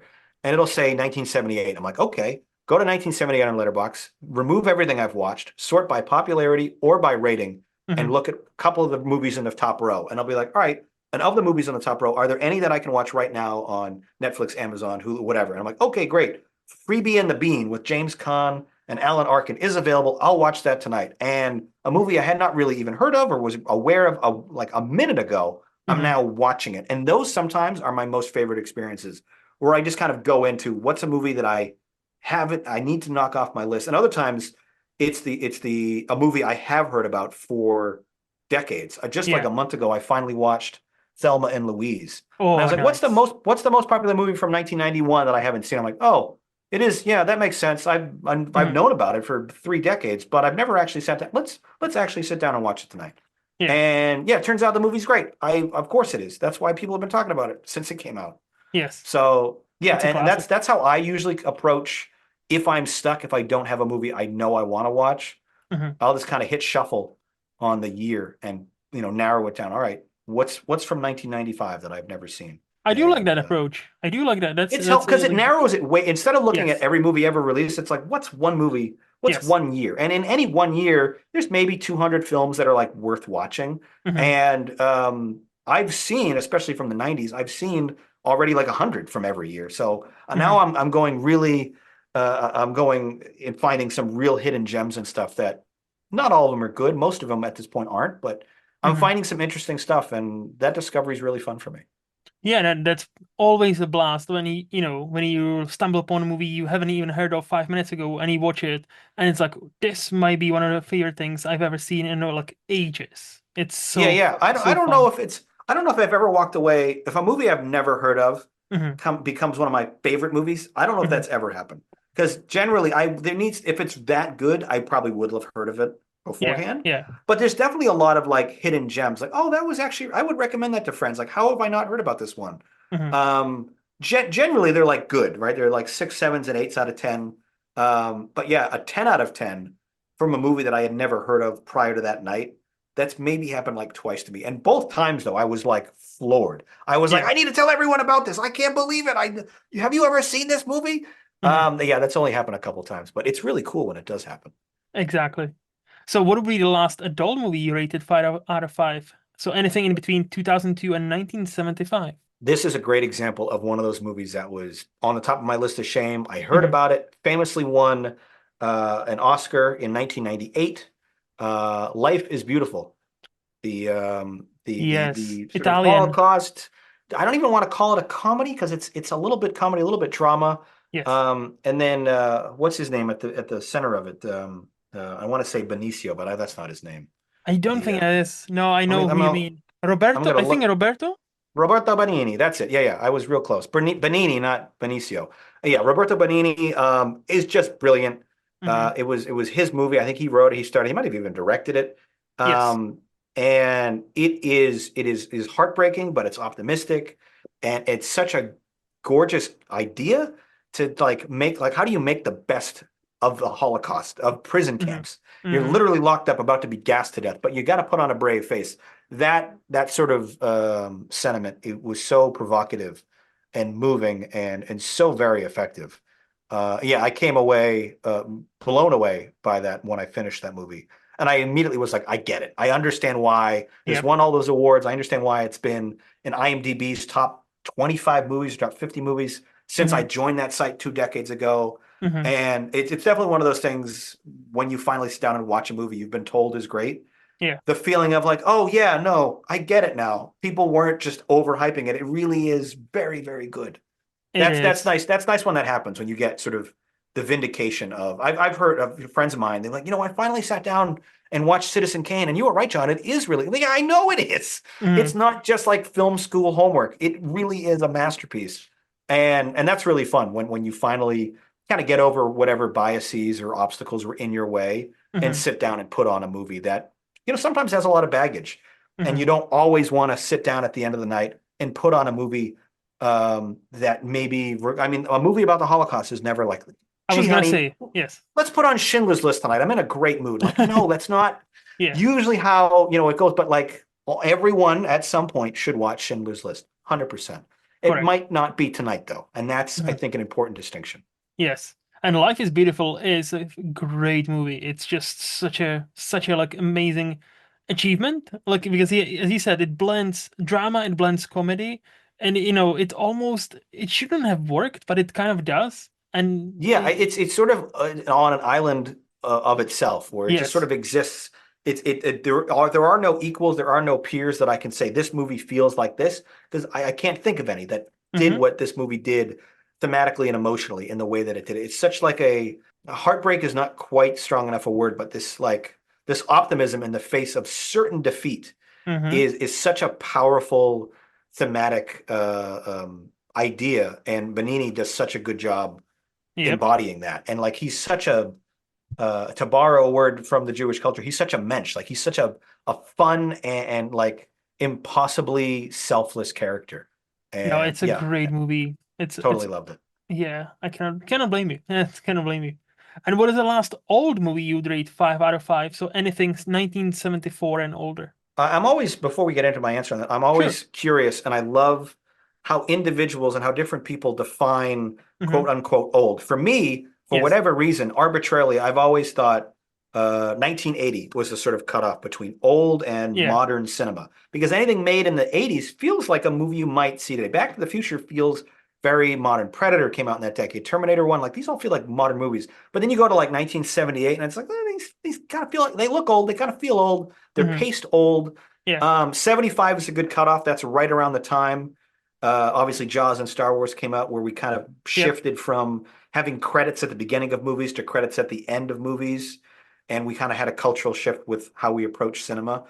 So yeah, 75 I think is a good cutoff for old. But I'm going to go way back to 1937, a Hmm. movie called History is Made at Night. And this is Hmm. one of those movies that I was just talking about, right? Where I had not really heard of it until the Hmm. night I watched it. Because I did that, I literally did that random movie roulette. And 1937 came up. I'm like, all right, I haven't watched anything from the 30s in a couple months. Hmm. Let's put on this movie starring Jean Arthur and Charles Boyer. And Jean Arthur I had heard of. I'd seen a couple of her movies, but the rest of this, I'm like, I don't even know these guys. I don't know the director Frank Borzage, and I never really heard of this movie. And I put it on, and I was absolutely blown away. Hmm. It sort of starts off as a bit of like a comedy farce, and then it kind of goes deeper into romance and pining after this like unrequited love. And then the third act becomes a straight disaster movie. And there's like a shipwreck and an iceberg, and it feels very much like Titanic. Okay. And like literally, our heroes are on this sinking ship professing their love to each other. And I'm like, did Jim Cameron just rip this off wholesale? Because this feels exactly like Hmm. Titanic. And there's so many great moments in this where the hero kind of completely changes his life to win over the girl, and he kind of goes through this transformation where he has to humble himself and try to win her respect anew. Hmm. And there's just the writing is really, really sharp. The cinematography, the black and white stuff from that era, when they get it right, it looks better than some of the stuff today. Most of the stuff today, I would argue, actually, Yeah. Yeah. because they're playing with lights and shadows Correct. and lenses and blocking that, like, yeah, no, they were really deliberate about where they put everybody in frame, what you're Hmm. seeing in frame. Hmm. Whereas today, I just saw Axel Foley, the new Beverly Hills Cop movie, and that kind of felt like, all right, yeah, put the camera over there and film. Like that's it. That's all you that like it's not the shots aren't dynamic. They don't have the same depth of field or shadows or Hmm. lighting the Hmm. way a movie like Casablanca or History is Made at Night felt. Like that like post code era from like the 30s to the 40s, like some of the most gorgeous filmmaking, my opinion. No, like I would agree. Like as you say, like in everything, back then, and even like 60s, 70s, and feels more deliberate rather than Yeah. today. Whereas some movies you watch is like it's almost like a one shade of bland. So, and like not always, not all of them. There are like examples, or sorry, exceptions. But Yeah, yeah, it's right. just it is there's they always have the unique quality where like for example, I don't know if you've seen a movie Red Shoes. Yes, I have. Yeah, that's a yeah, from 1953 or something like that. Something Gorgeous around film. that. Some of the best cinematography and color I've ever like. Exactly. If you want to convince people that color grading and cinema looks worse today, show them anything filmed in Technicolor in the 50s, and it's like Yes. this is what we used to have. Yes. Yeah, We one used of to the have most movies like stunning. we used to have movies like Singing in the Rain and Red Yeah. Shoes, Yeah. and we used to have bright Breakfast at Tiffany's. That movie looks impeccable. Those Hmm. colors pop off the screen. Yeah. And today, not as much. Black Narcissus is also another great Technicolor film from '58. Well, it's All from the done same with duo. It's from the was same it was duo it direct. really? Yes. Yes. That explains it. Yeah, that's Yes. another movie that like every single shot, I was like, this every frame is a painting. This looks so Hmm. gorgeous. It looks so deliberate. Yeah, I love movies from that era for that reason, especially in a lot of this does to acknowledge our own biases comes down to survivorship, right? Hmm. We're watching the movies from the 30s that are good because the movies that are Yes. bad aren't around anymore. Like Correct. literally, some of them have been lost in studio fires, or they don't have Yes. any surviving prints, or perhaps more accurately, they haven't been digitized and converted to the Criterion collection. You might have a Hmm. copy of this, but you Hmm. might have to go back and watch it on like Laserdisc or VHS. And it's like the ones that are accessible and available on streamers on YouTube or archives, or the web. What is it called? The web archive, whatever that Yeah. thing is. You watch old movies on there. Um, I think invariably the movies we have access to are the really good ones. because Correct. they don't bother restoring and Hmm. digitizing the kind of movies that were shit. Hmm. No, but yeah, like the Black Narcissus is a movie I haven't seen yet, but I'm so interested now after watching something like Red Shoes because, as you said, it's like movie from us 50s, but it looks much better than with many movies we get today. It looks stunning, it's colorful, the camera work at that time and the way how it tells the story, it's just something amazing. I Yeah, haven't even heard 100%. of that movie, History is Made in Night. That's why I I, wanted to mention it first and foremost is get the word out on this movie because it's a good. film I had not heard of. Yeah. I literally went to Letterboxd, typed in 1937, and I was like, "Oh, oh, okay, it's about a romance. It's in Paris. There's a shipwreck. Okay, this sounds good. I could get behind this." And then Hmm. once I actually got into it, I was like, "Oh, this is so much bigger and more. There was more character work and dialogue in this than I was expecting, and Hmm. I kind of loved all of it, quite frankly." Yeah. Well, that's a great recommendation. Thank you for that. And You're welcome. see, And by the way, Black tell me. Narcissus is available for free on YouTube right now. Anyone can watch it, and I would Nice. recommend that one as well. It's free with Nice. ads on YouTube, and just watch the first like 3 minutes of that, and tell me the color doesn't look better than anything you're watching today. Hmm. It probably will. Yeah, it probably will I be. mean, they're getting like teals and pinks that like we can't replicate with like digital cameras. Still, like Hmm. 60, 70 years later, movies Correct. still don't look that good, which is Yes. unfortunate and frustrating. Yeah, 100%. Which leads me to my next question. I'm really looking forward to your answer. What Okay. is your favorite movie decade? I might have given away this a little earlier, but it's definitely the 1990s. Mm, I haven't seen the most movies from the 90s. I've actually seen the most watched decade for me is the 2010s because that was sort of the heyday of when I was reviewing on YouTube yeah. the most.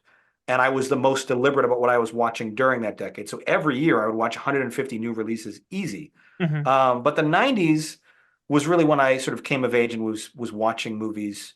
My first sort of foray into when I was I guess would have been 4 years old at the beginning of the decade. Hmm.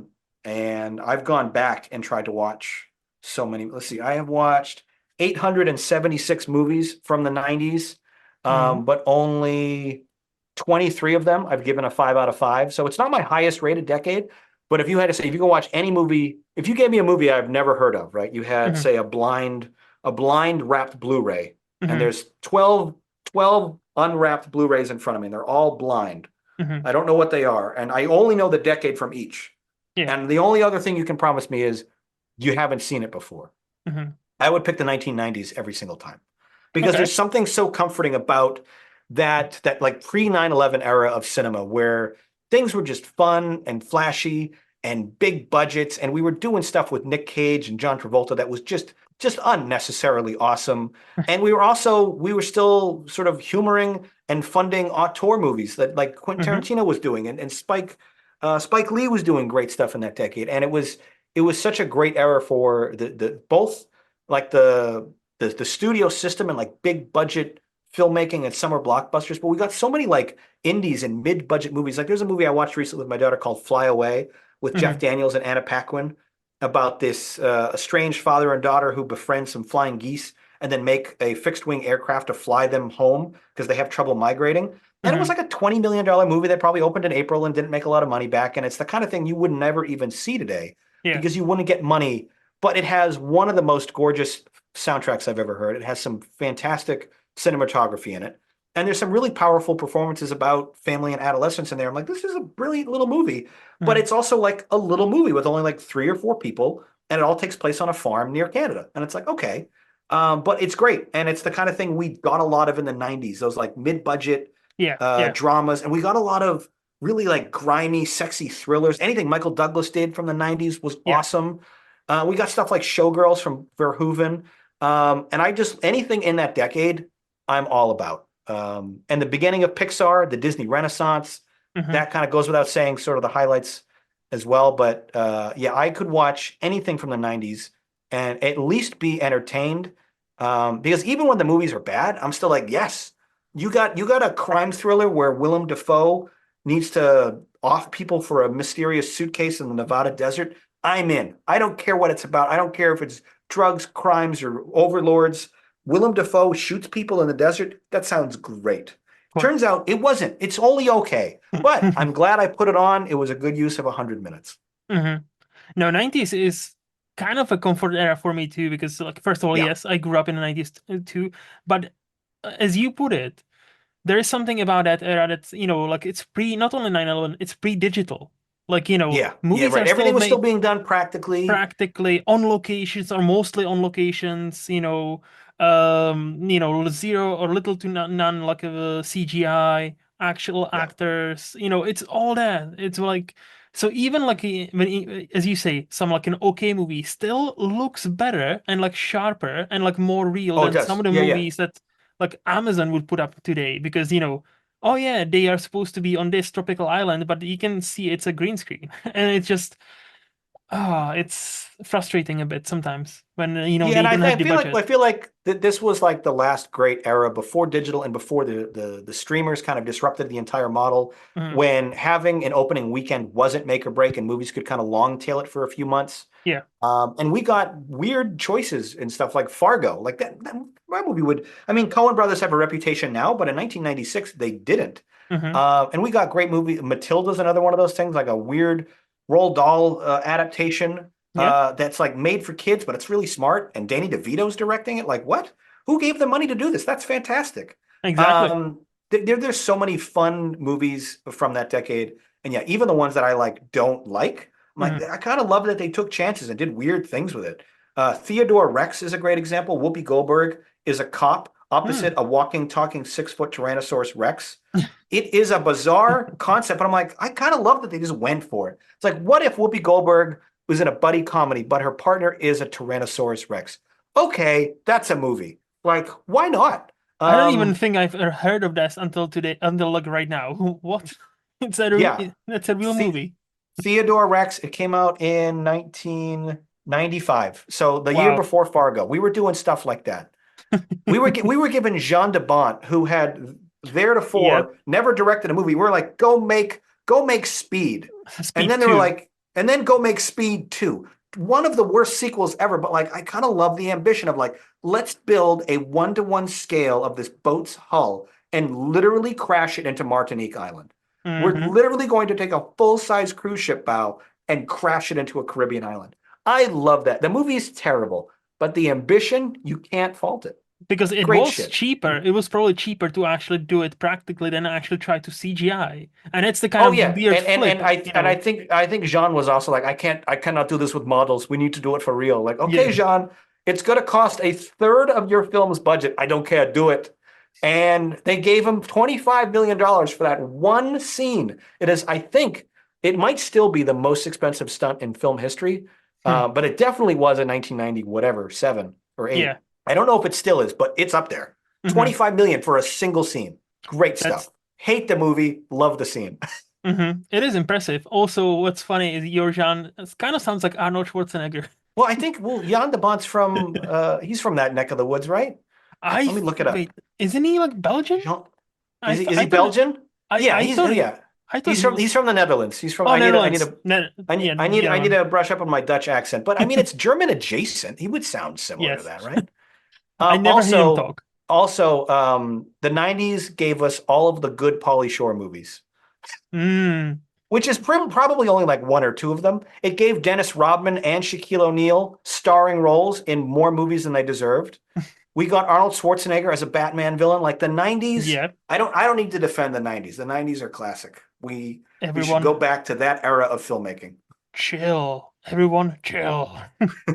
Yes, Arnie, yes. Hey, do you know what killed the dinosaurs? The Ice Ice Age. Age. Oh Good yeah, stuff. that's very good stuff. Do you have any hot movie takes you would like to share? Two quick ones. Okay. I saw on your Letterboxd profile, Luke, that you recently watched Eraserhead Oh yes. from David Lynch and you loved it. hmm I watched it a couple years back and I hated it. I don't Fair. think that Lynch is for me. I've watched, let me actually double check. That's I fair. hate guessing. I don't like to, when I have the exact numbers, I prefer to know them. hmm I have seen, well, this can't be right. Only 3 David Lynch movies? So Eraserhead I've seen again. Eraserhead, Blue Velvet, and Dune. Oh, I think I'm getting him mixed up with Cronenberg. I shouldn't because they're very different, but I they was gonna both do say some weird they're both stuff. freaky, and they're both They're freaky, both but really freaky, and they were both very popular in like the 80s. So I yes. guess I understand why my brain's mixing them up. But of those three, Hmm. Dune, Blue Velvet, and Eraserhead, I don't think any of them I scored higher than like a 4 out of 10. They're all, for Hmm. me, not good. And I think a big part of it is I don't get it. And yeah, I David Lynch for me, one of these days I'm going to get around to watching Mulholland Drive, which is very high on my list of shame of like one of the most popular films on Letterboxd that I haven't yet logged. But I haven't liked what I've seen from Lynch, and I think this is going to be another one of those like I don't get it. This is weird, and it not in a weird like I like weird, but this is a weird I mhm. don't like. So I that for me is kind of a hot take. What did you like yes. about Eraserhead? What have I See, maybe missed? look, first of all, Mulholland Drive is in my top four as my like currently Okay, my top four movie of all time because it's great. And okay, Eraserhead, it's kind of I always say this about Lynch. I don't think there's much to get. You either on his like vibe or you're not, and that's yeah, it. yeah, right, Like I know it right, seems like a cop-out answer, but it's really not. It's what I liked about it is the movie. It's his first actual feature debut. Like he had some, yeah, he's made some shorts before that, right? But the way he shoots, the weirdness that he presents, if he told me this is a stunt movie, not first, I would believe you. That direction yeah, is right. just so sure of himself. He's so sure of himself. Even though I like, do you think I rated it 5 out of 5 because I got it? Nope, I didn't get it, and I don't think you get it. You can. Famously on But you IMDb. respect the craft. You respect, Not yeah, even that. Like I just enjoy the fuck out of it. Like I just enjoy that yeah. weirdness. Like I enjoy that, like I subscribe to the theory that great art, no matter if it's a movie, music, like a piece of, like a painting in a museum, if it can make you feel a bit weird, a bit unsettled, I no, I I do agree. actually I'm a big appreciate that. actually. I should take my own advice because I'm a big proponent of that Mm-hmm. thought that like just because a movie makes you feel Mm-hmm. bad or mad doesn't mean it's a bad movie. Correct. So looking at I watched this 7 years ago. Mm-hmm. I don't know that I've matured substantially since my early 30s to my late 30s, but I definitely owe that one a rewatch Mm-hmm. because I remember thinking that I don't get it, but I also know that there's a lot of parallels and metaphors in Eraserhead to parenthood and fatherhood. And I Yes. watched this just before I had kids, and I wonder how much differently it'll affect me now that I do have kids. And Um, that's how I read it. Like if I were to give you what I think that movie is about, Eraserhead, I would tell you it is about parenthood. It is about how, in a weird way, like how that what is the word I'm looking for? How that like influences your sex life to a way after. And it's about these like weird, uncomfortable topics you don't even think about. And then the Lynch thinks about it. And to me, like I always appreciate a filmmaker who like shows you something weird, and tells you you figure it out. yeah, There right. is a point to it. I'm not gonna tell you. I know what and he if you go on IMDb and then to the trivia section, he famously several times said, I know what I made when I made Eraserhead. There is a point to it, but it's only my point. If you see something in that movie, Yeah. and you take something different from it, oh, that's great. And again, I don't usually like these answers because usually it feels like a cop out when you made a movie that doesn't make sense. But for him, if you ever see an interview with him and how he even talks in real life, he feels like he's an alien from He's a like very interesting guy. I would love to chat with him, like because he loves coffee. I love coffee. He has a weird haircut. I have no haircut because I just don't care about my hair. And it just like like we are. What I'm saying is we are so alike. And like he is like I don't. But see, here's the thing. I don't think he's a twisted like some sort of like a twisted No, I don't think so at all. I think he's just person. very imaginative and very Yes, creative. and I And he has think a he way of just expressing ideas that just not a lot of other people think like yes. he does. And I love that And I think he about people like challenges. him. Yes, and Yeah. I think that's why he enjoys challenging you through cinema. And if Yeah. on one of my on not mine, but on one of the podcasts I've been on talking about Mulholland Drive, I said I genuinely believe David Lynch. I would put him in the top three of directors that understands the form of cinema like any other, like top three for Hmm. me. Because like in order for you, like in Mulholland Drive, I think you might like it, but you will definitely not get it. Watched it like now 4 to 5 times, and I think I'm close enough, but I'm still not 100% sure what is happening. But if a filmmaker can like Lynch can transport you into this like vibe of a like certain era and a Yeah, certain right. place where first hour you're like, oh, this is straightforward, that's great. And then something happens in Mulholland Drive, and you're like, wait, did we skip like 10 minutes of a movie? What the fuck just happened? Right. What? Right. I'm not gonna tell You're you. constantly I got that sense from all three of the movies that I've watched of his where No, Mulholland Drive. you always feel a bit behind the curve. You always feel a bit like underprepared. Like I don't Mhm. know that I'm following completely, but you're not always necessarily supposed to, No, which but is, I guess, Mulholland Drive comforting. And is. I'll go in when the next time I watch a Lynch film, which probably would be Mhm, Mulholland Drive, mhm. I will at least go into it armed with the comfort of like, I don't need to get this. I just need to experience it. And that's okay too. Yes, I feel like Mulholland Drive is one of those that's like it's so great because it almost lulls you like to a false sense of security and safety because like you're watching the first hour and a half because it's like 2.5 hours, and you're like, okay, that's kind of weird, but straightforward. And then something happens. I don't know. I'm not gonna tell you what. And sometimes, and suddenly, everything you just saw doesn't make sense. And you're like, Mm. what? And everything you see after is like, wait, what the fuck just happened? Can I even And trust it anymore? Right. yeah, and but again, there's a certain mood throughout the movie I've never seen duplicated, replicated, and many people have tried. Many, even Lynch himself, like he doesn't bat an 100, but like to me, Yeah, yeah, he is right. one of the most fascinating directors because like I would rather have somebody who tries to give me something unique and something new, rather than just give me, you know what, you'll understand this, but it's gonna be like 6 out of 10 for you. You know what I mean? Yeah, no, I totally do, which I why I brought it up, and I'm glad we had this discussion because Hmm. if you had talked to me right after I watched Eraserhead, I'd be like, "This was shit. I hated it. It's terrible." And that's what I remember about it is Yeah. feeling like I don't get it. It's terrible. I don't like it. I am interested in revisiting it though. I Hmm. still probably will not like it, but I might at the Which is very fine. worst appreciate it, or I don't even want to say understand it, but yeah, I might have more respect for maybe what it's attempting to do, and that's an opinion too. That's a perfectly valid approach to cinema is to just kind of Exactly. And appreciate or respect it, even if you don't love it or understand it. That's okay. and since you've been on a franchise Paradiso, I can tell you that I've noticed Rowan recently watched Eraserhead for the first time, rated it 2.5 stars, and his review was totally normal movie where totally normal things happen or something in that vein. And That's right. I actually like this. I was like, yeah, like that's a great review. Yeah, no, I mean that's a very relatable comment. Totally, yeah, totally normal Very movie. normal movie, very Very, normal things. David Lynch is a real one. Like yes. I don't know. And I you said don't you had two hot takes. So what is the second one? we don't need to get into it because we just went Okay. for a bit on that one. I don't think Fight Club's all that good. Oh, damn. Okay. Yeah. Den's be Another one of those movies I need to rewatch before I feel comfortable defending that position. yeah. But having only seen it one time 15 years ago, I was kind of like, yeah, all right, yeah, consumerism's bad.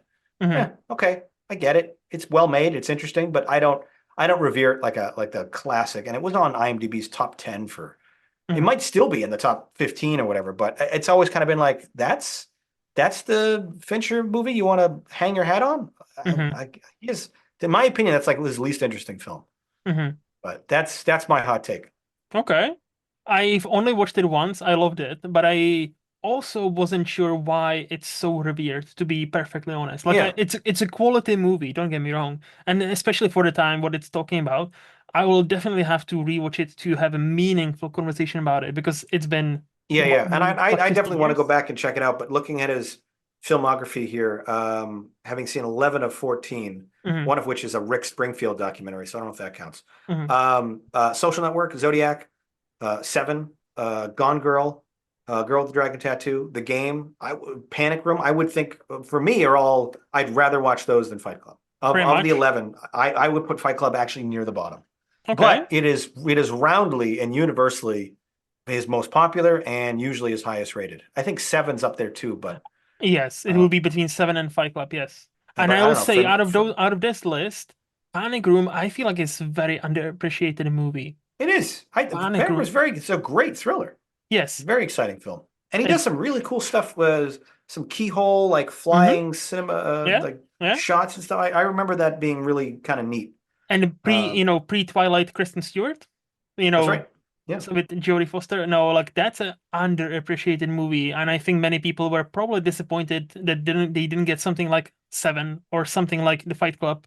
So they're Yeah, like, maybe oh, I this think is maybe shit. they were expecting some huge twist at the end, Yeah, yeah, and there isn't really. It's just kind of a straightforward domestic thriller, and I kind yeah. of dug it for what it was. And it has a lot of style. All of his movies have a lot of style.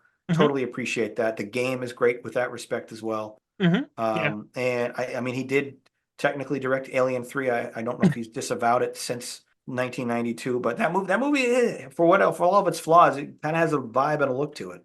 Yeah, Very kind yeah. of techno grunge. I kind of dig it. Even though I'm pretty sure to this day he will refuse to talk to you about it. Yeah. Like because yeah, he probably Yeah, no, well I think he has like this about it. I don't know that he likes it anymore. yeah, no, he had by all counts he had a rough time with everything on that set and outside of that set. So like yeah, no, I think he to this day he still refuses to talk about like in any interview about Alien 3, do not ask. Now we can talk about some underrated things. So who do you think is the most underrated actor we have right now? If we use underrated as to mean people who have literally been graded or awarded with Hmm. some type of professional accolade and not just an amorphous concept that we can't quantify, I would put my money on Jake Gyllenhaal, Oh, who has yet to have, I don't think he's been nominated for an Oscar, maybe once for Brokeback Mountain, but I think so, yeah. Nightcrawler was brilliant. Everything this guy does, he brings his A game, and he's doing some crazy stuff. Hmm. What did he just do? Roadhouse, like that Yes. movie? Not the type of movie you would win an award for, but like it's clear Jake is going all in on these performances, and I love his commitment. I love the depth of the different characters and different choices he's making in his filmography. He'll play a gay cowboy and then turn around and play a Marvel villain. Like it's really cool Yep. watching his career over the last 20, 25 years. And yeah, I think he's great. And if I lose my Swifty card over that opinion, so be it. Oh, of course, because he there was a short Yeah, period of time where he dated her. yeah, sure was. And the Taylor Swift fans, which I count myself as one, Mhm. do not particularly like Jake Gyllenhaal because Mm, uh, he is the scorned ex-lover that Taylor sings about in All Too Well. I And see. it was apparently it was he wasn't a great boyfriend, but he is a great actor, and I can separate art from artist. Yes, yes, we separate art from the artist. That's correct. Yeah, so he's my pick. Okay, that's a great pick. I know nothing wrong with the good old Jake Gyllenhaal. Yeah, it's and also Maggie Gyllenhaal, his sister. I think it's Also, very talented. great. Yes. So, well, that brings me to who do you think this is the most underrated actress we have right now? There's probably plenty I am forgetting. Hmm. But one actress that I've seen 11 movies of, and I have loved her in every one of them, Hmm. but has so far not been in anything like really good or popular, is Leah Thompson's daughter, Zoe Dutch. Oh yeah. Um, she is gorgeous. She's super talented. And I feel like with nepotism at play, being the daughter of Hollywood director Howard Dutch and Back to Hmm. the Future star Leah Thompson, you would think she would have a higher profile, but she's done mostly like a bunch of like direct to streaming movies and Yep. like mid-budget comedies. Dirty Grandpa, she's in that for a bit. She was in the Zombieland sequel, and she Hmm. kind of replaces Abigail Breslin's character as like this weird, quirky. That might be her most like her highest profile role. She was in The Disaster Artist with Hmm. James Franco, and again, like kind of a smaller side role.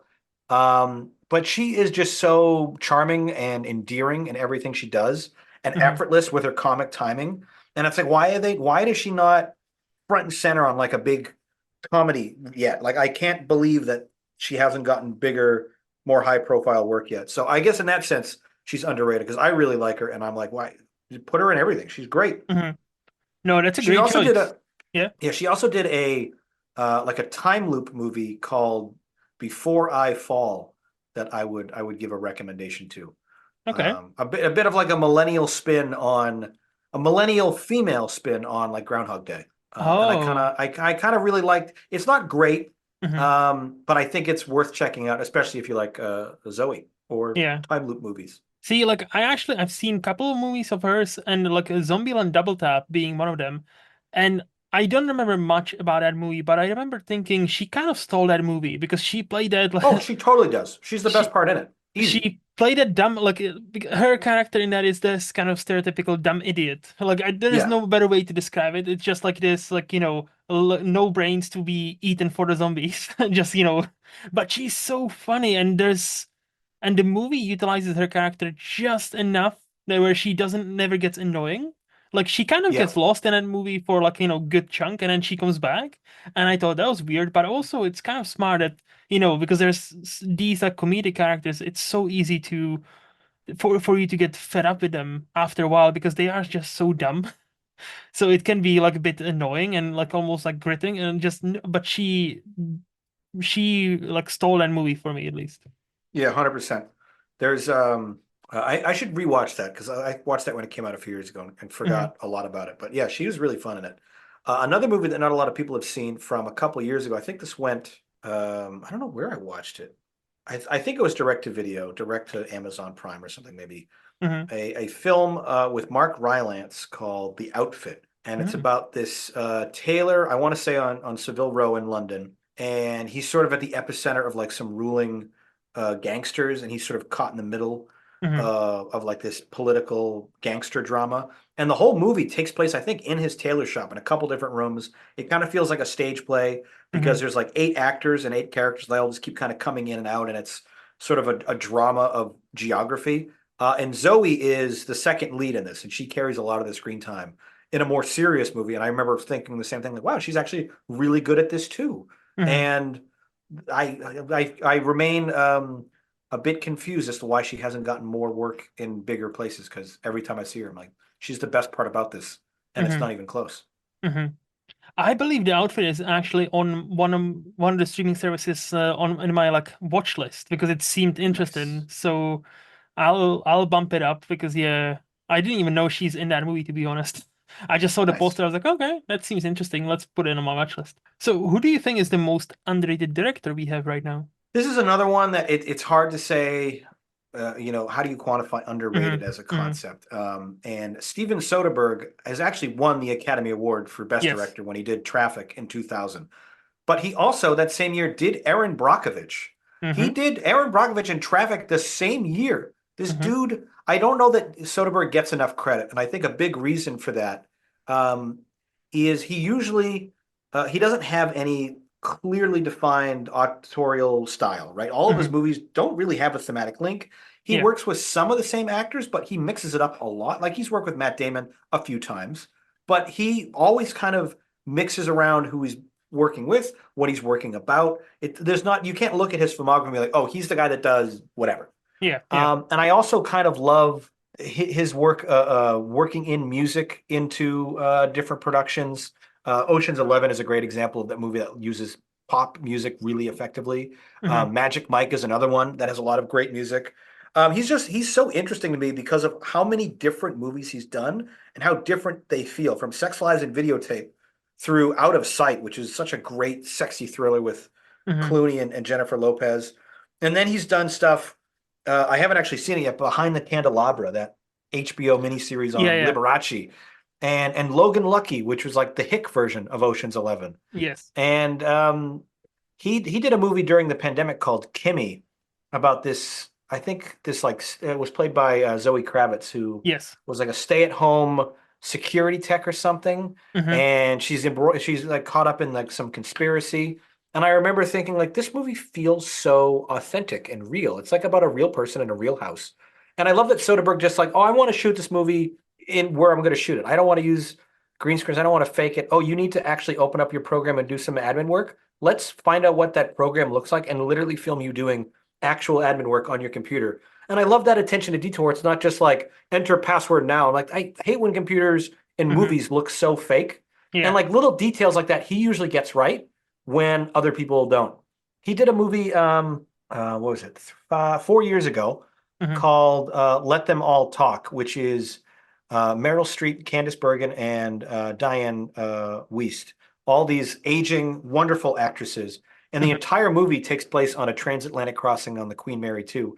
And I want to say he shot the entire thing with iPhones because That is that the he iPhone movie? Yeah. I think it might be that, but like you can't tell it's the iPhone because he just shot it conventionally, but with iPhones. Because he's like, you know what, I can do this entire thing for like $1 million, and they're like, okay, and he did it. He got Meryl Streep, Candice Bergen, and Diane Weiss to do a feature length movie with him, and he only had iPhones, and he just filmed it on an actual cruise ship during an actual crossing because he's like, I don't want to figure out how to fake the horizon and the background and the moving sky and the waves. Let's Mhm. just actually take the cruise and I'll film everybody. Yeah. Like this, I love his approach where it's just he like strips it down and he focuses on what matters. Hmm. And his movies aren't always fantastic, but he's one of those guys that's just consistently dependable and Yeah. will always kind of just figure out a way to get it done. And I'm sure that's also why he consistently gets work, is Hmm. because the studios probably love him. They're like, I'm sorry, Steve, we only have 5 million for this. That's okay, I'll figure it out. Yes. Like, that's great. That's great. And I would love to see what he could do with something bigger budget. But I don't know if he'll ever, I don't know if he's the kind of guy that would ever want to do a movie in like, for DC or Marvel, but Yeah, like a A studio. Soderbergh take on Hmm. like Red Hulk or something like that could be incredible. Yes. It could also be terrible, but like I kind of want to check out what he would do. Like again, I'm always up for like bringing like directors you would never think of like for like a big Hollywood or big like studio Yeah. picture and just. But here's the thing, like you need to give them free reign. Like we don't Yeah, want yeah, yeah. what like happened with Edgar Wright and never getting Ant-Man, even though certain aspects of that movie feel so Edgar Wright.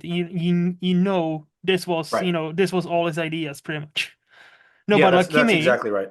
Yeah, but Kimi, I've seen and I thought it was decent. I'm pretty sure it was the first movie, like feature movie that actually incorporates the COVID-19 pandemic. So that was Yeah, right. interesting. No, that's I think I meant to call that out if I didn't actually say it. It incorporated in the script in a way that wasn't like frustratingly shallow. It was like, Yes, yeah, this movie takes place during the pandemic, and like our characters have to mask up when they go outside, but yes, it's not part of the movie. It's mm-hmm. just a backdrop for the movie in a Mm-hmm. way that real life really was during those couple of years. Yes, Whereas every other movie pretended like it never happened. And mm-hmm. Steven's like, nah, if we need to mask up when we go outside or go to restaurants, let's just work that into the film and be like, yeah, no, this movie takes place in reality because that's where we're filming. And Yeah, that's kind of a refreshing take that he's not trying to fake anything. He's like, now let's just shoot it like how it looks. This is the lighting we have here. Let's make that work. mm-hmm. But he's not, but I wouldn't classify that as like laziness. He's No. also very smart and deliberate with the way that he's doing things like that, which I appreciate. And I was gonna just mention that I've seen one of his latest 2018 movie called Unsane. I don't know if you've seen it. I have not. No, I don't think Oh, so. it's I great. know about it. I know Yeah, about it. Let me look it up really quick. it's That came Claire out Foy, in 2018. And it stars Claire Foy, who pretty much thinks or believes her ex-boyfriend is stalking her, so she ends up in this like All right, I might have to bump asylum. this to the top of my watch list because it has been there for a bit. I actually Hmm. went through a Soderbergh kick earlier this year and watched like five of his movies in a single week.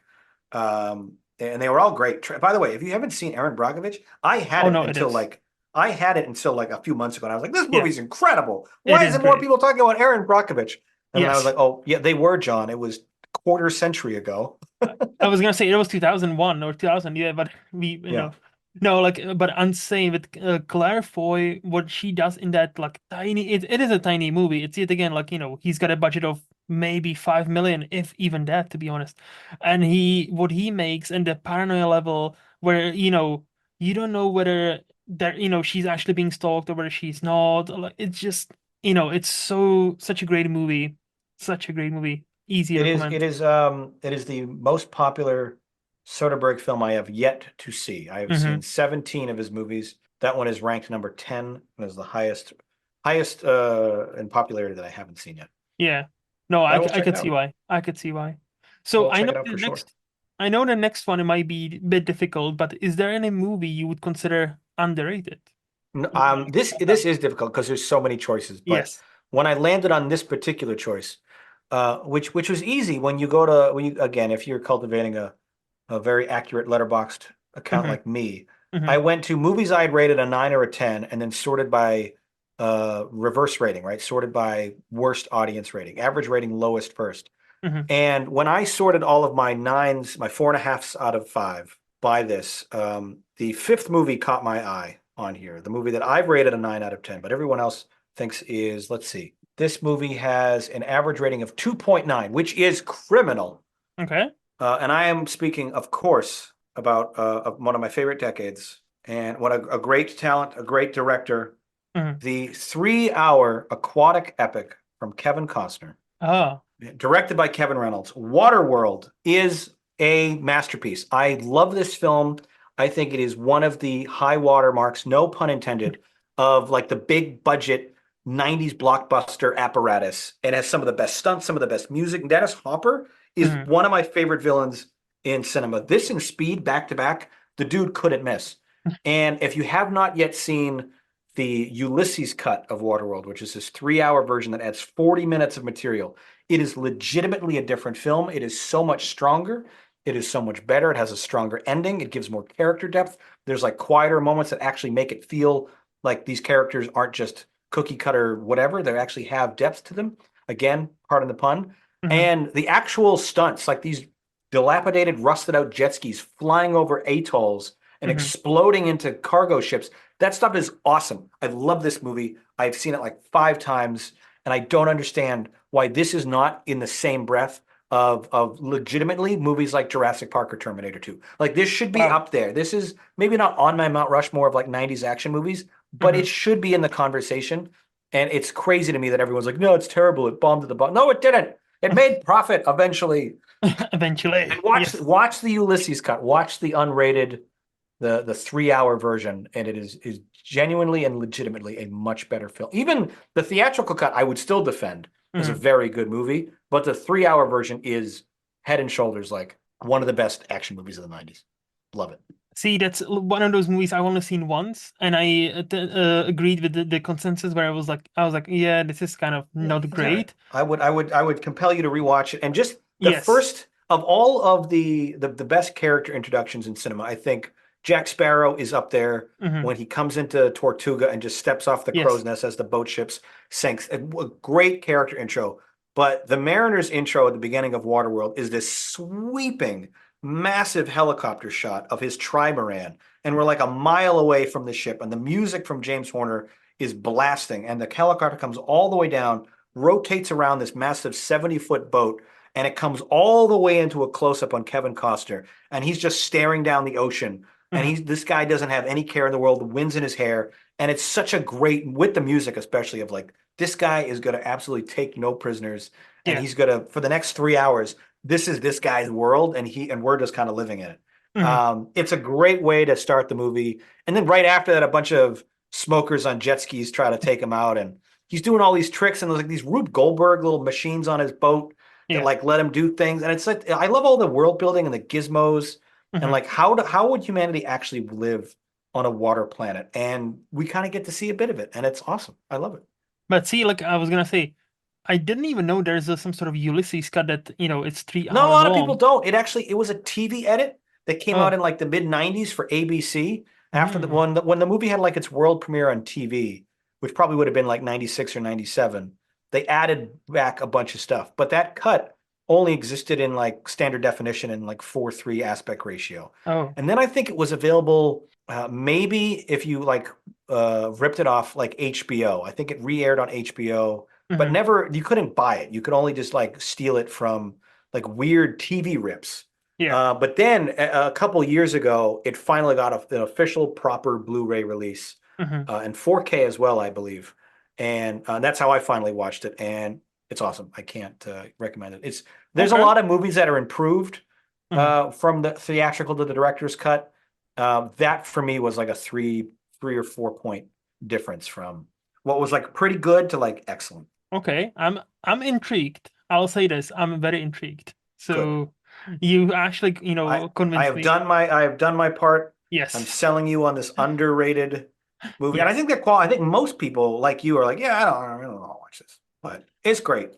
It's at least as good as like True Lies, which I Okay. think is maybe I overstepped with the Jurassic Park and Hmm. Terminator 2. That those really are Mount Rushmore. But like the second tier movies, Hmm. your like Starship Troopers or your Yeah. True Lies Yeah. or I'm trying to think. The Rock is another great '90s action movie. Yes. Yes. Waterworld for me is right there. That's the definitely like second level stuff. Okay. It's not like your all-time classics that you're gonna have Funko Pops of, but like right below that.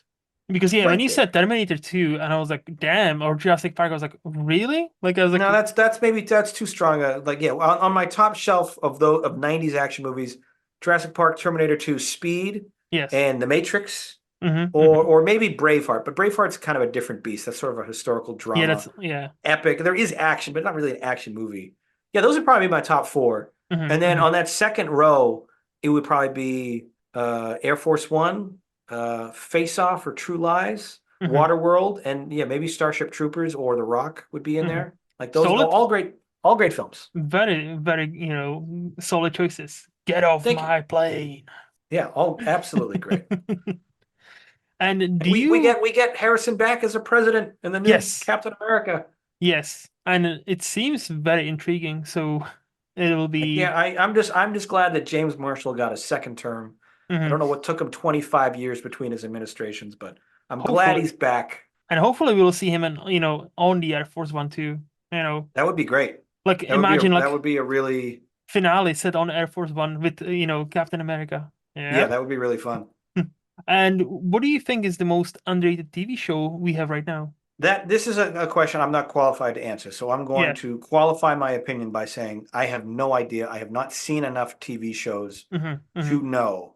Fair. Um, I actually only recently started tracking what I watch on TV, like in the last year. I've been tracking what I watch for movies for Yeah. 18 years. I started keeping a personal diary, and then I moved over to Letterboxd when that site launched.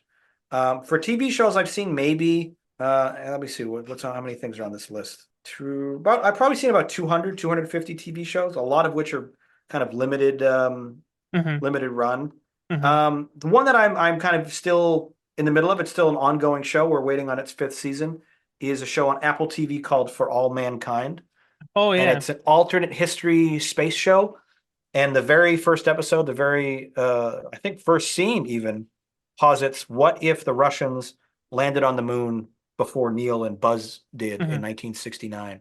And then Hmm. it sort of splits off from there and takes an alternate view of United States Russian history vis-a-vis the space program and like how that would have shook out over the last 4 decades. And every season jumps forward in time a decade. So Hmm. season one was the 60s and 70s. Season two took place in the 80s, the 90s, and the last season was in 2003. And there is a season five coming up, which will be closer to now. Hmm. But technologically, all of the advancements in this fictional world are ahead of us because they kept funding the space program and they Yeah. actually tried to push to the moon and then to Mars, whereas we gave up after Apollo 17. Hmm. And all of that is what drew me in, that sort of conceit of like, ooh, this what if the space race didn't end? That's really interesting. But it's all the interpersonal drama and the character conflicts and these Hmm. like decades long arcs of these different characters that has really kept me invested. When originally I was like, I don't care about these people, get back to the moon. And now I'm like, I don't care about the moon, get back to the people. Hmm. And I love that the show kind of wore me down with that. And Joel Kinnaman is front and center on it.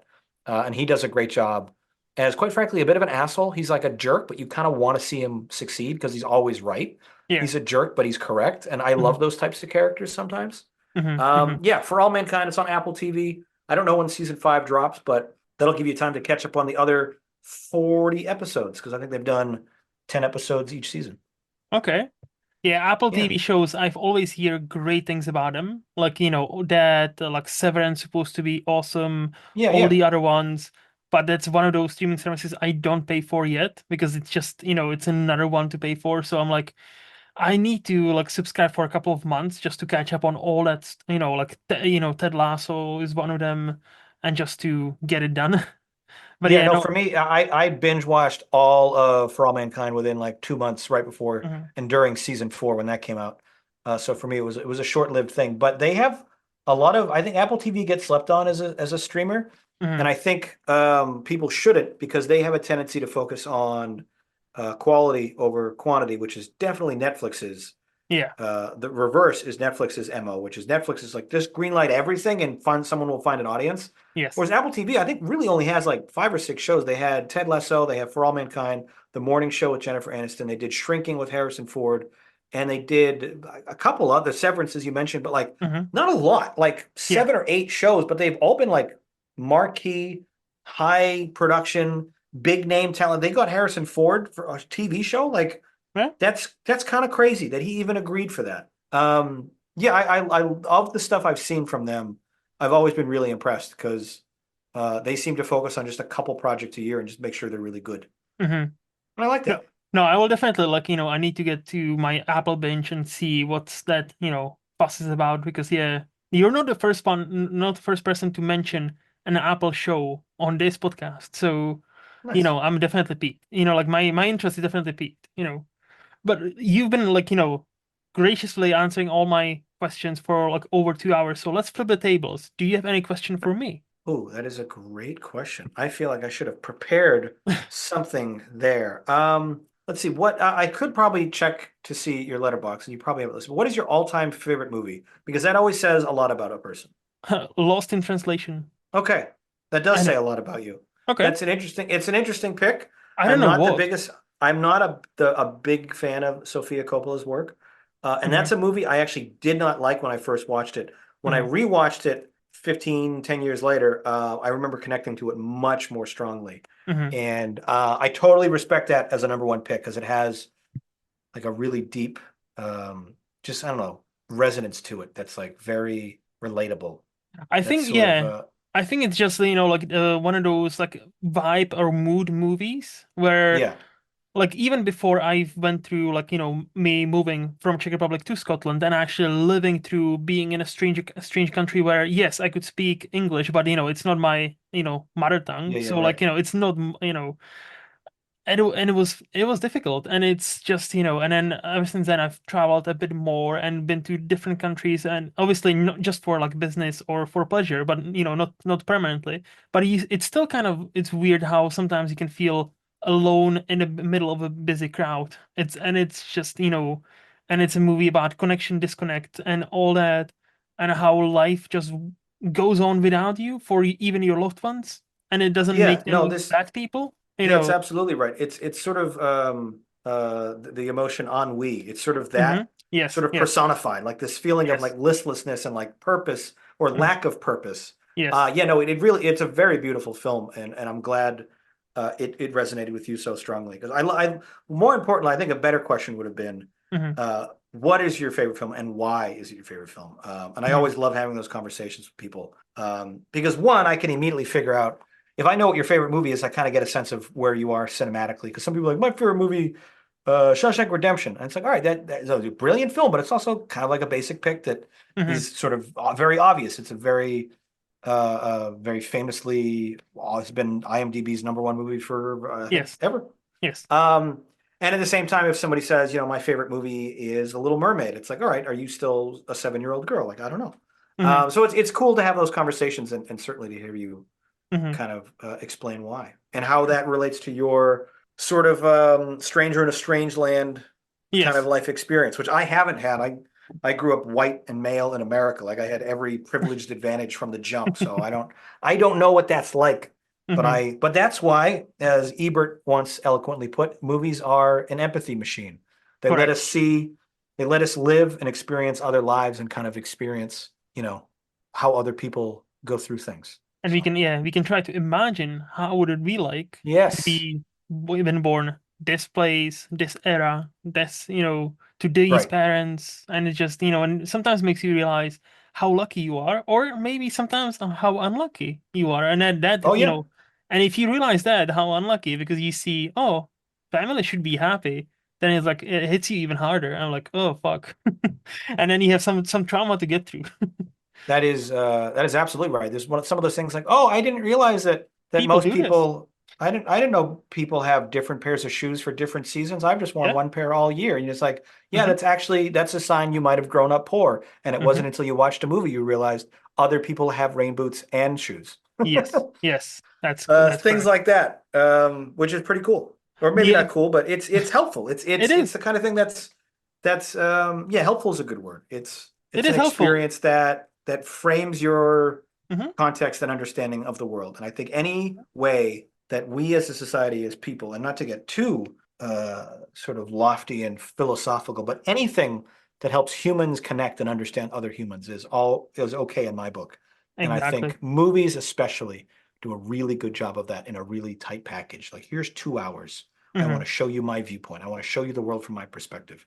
And some movies are admittedly just not attempting to provide a Hmm. worldview. Like, not Yes. every movie has that. But yeah, if you watch a movie, we mentioned Aaron Brockovich earlier, and you Yeah. don't kind of come away from that feeling some level of sympathy or understanding about the plight of like a Midwestern mom down in her luck fighting for the small people against a big legal battle, like you might not have empathy. You might be a sociopath, and Hmm.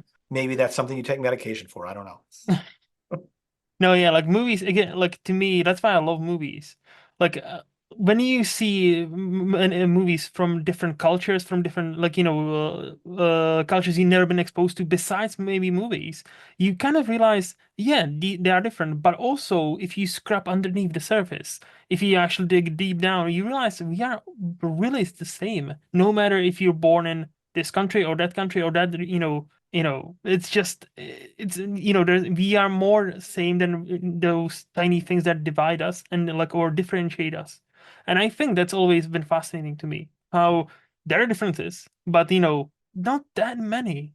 Like, you know, and yeah, the movies are a great outlet for us to see, like, yeah, our customs may change or may differ, and our traditions might change, may differ, but other than that, we all want the same thing pretty much. That's absolutely right. We all kind of want to be heard and to be seen And just to exist. to feel like something we do matters. I think it's a Yeah, very yeah. human, very important. Have a purpose, Very, sense yeah, of right. I purpose. think Yeah. yeah, I think that I've heard that articulated more eloquently before. But if Hmm. you give someone a purpose, you give them life. I mean, Hmm. Hmm. point like we talked earlier about whether you want free will or money or happiness, sort of like it's just a purpose. If I had a purpose in life, and I do now with Hmm. kids, I have a very clearly defined purpose. Yeah. Get them to adulthood, well adjusted, normal, and prepared, Yes. financially, emotionally, or otherwise, to have a life of success. And that purpose for me is such a key driving force to most of my decisions now. And it's a Hmm. very humbling and it's a very useful and very important purpose. Is like, yes, this is bigger than me now. It's not just about me. It's about something bigger than myself. And I think if you give people that, Hmm. that can save a life, quite honestly. Again, we're Yeah. getting a little deep. I I feel like know. this conversation is suddenly turned into therapy for me. Nah, But it's I have never been to therapy, but I've been to many podcasts, and I Mhm. apologize in arrears for using your platform Not to at figure all. out my own shit. Not at all. That's why this is set up. So, it's That's it's right. all good. Flix and chill. Do you have any other question? No, I do not. All right. All right. Well, thank you so much for spending some time with me. Thank you for so much for making the time. If people have enjoyed the debate and they don't follow you yet, what's the best place for them to look for you? That is a great question. Thank you for having me on, first and foremost, Luke. It's been Anywhere? a pleasure. I think the two platforms where I'm most active these days would be Letterboxd Mm-hmm. / John Paula, JonPaula. And then on that aforementioned YouTube channel, JON. I just kind of came back to that channel after many years away and uploaded a Let's Play of one of my favorite old video games, Riven, the sequel to Myst. Hmm. And I had stopped doing gaming videos for quite a while, and I jumped back into it. I'm like, this game is brand new. It's a brand new remake on an old title I used to love. Mm-hmm. I'm gonna do 8 hours of content on Yeah. this and release 14 videos. I haven't posted in half a decade, but here's 14 new videos for you, and I had so much fun with that.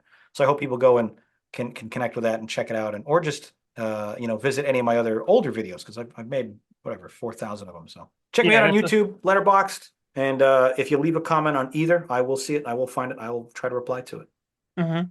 No, 4,000 is a fair chunk. So yeah, people definitely have a lot of things Yeah, to if go you, if you through don't like in what the I'm future. doing now, scroll down and you'll find something you like. I promise. That's a good motto. That's Actually, you right. should you should be on like a banner or something. If you don't like something now, like just scroll down. Just You'll keep find looking. something. There's so much. Yes. People are telling, I wish you would do more of this show. It's like, well, have you watched all those episodes? Because I Hmm. did 380 of them, Hmm. and I don't think you watched all of them yet. So people complain about stuff they haven't finished, which is Yeah, I know. I know. it's how they are on the internet. Correct. And okay, all those links will be obviously in the description. As always, you can find me in Movies Lost on Letterboxd, lostinmovies.co.uk. It's my blog where I try to write twice a week, sometimes, with no success, but hey, I'm trying. As always, this podcast is part of SPDM Crew Podcast Media. Special thanks goes to HiFlyer Creative for designing my logo. To see what else they have happening, visit hiflyercreative.com. Until now, bye bye. Bye.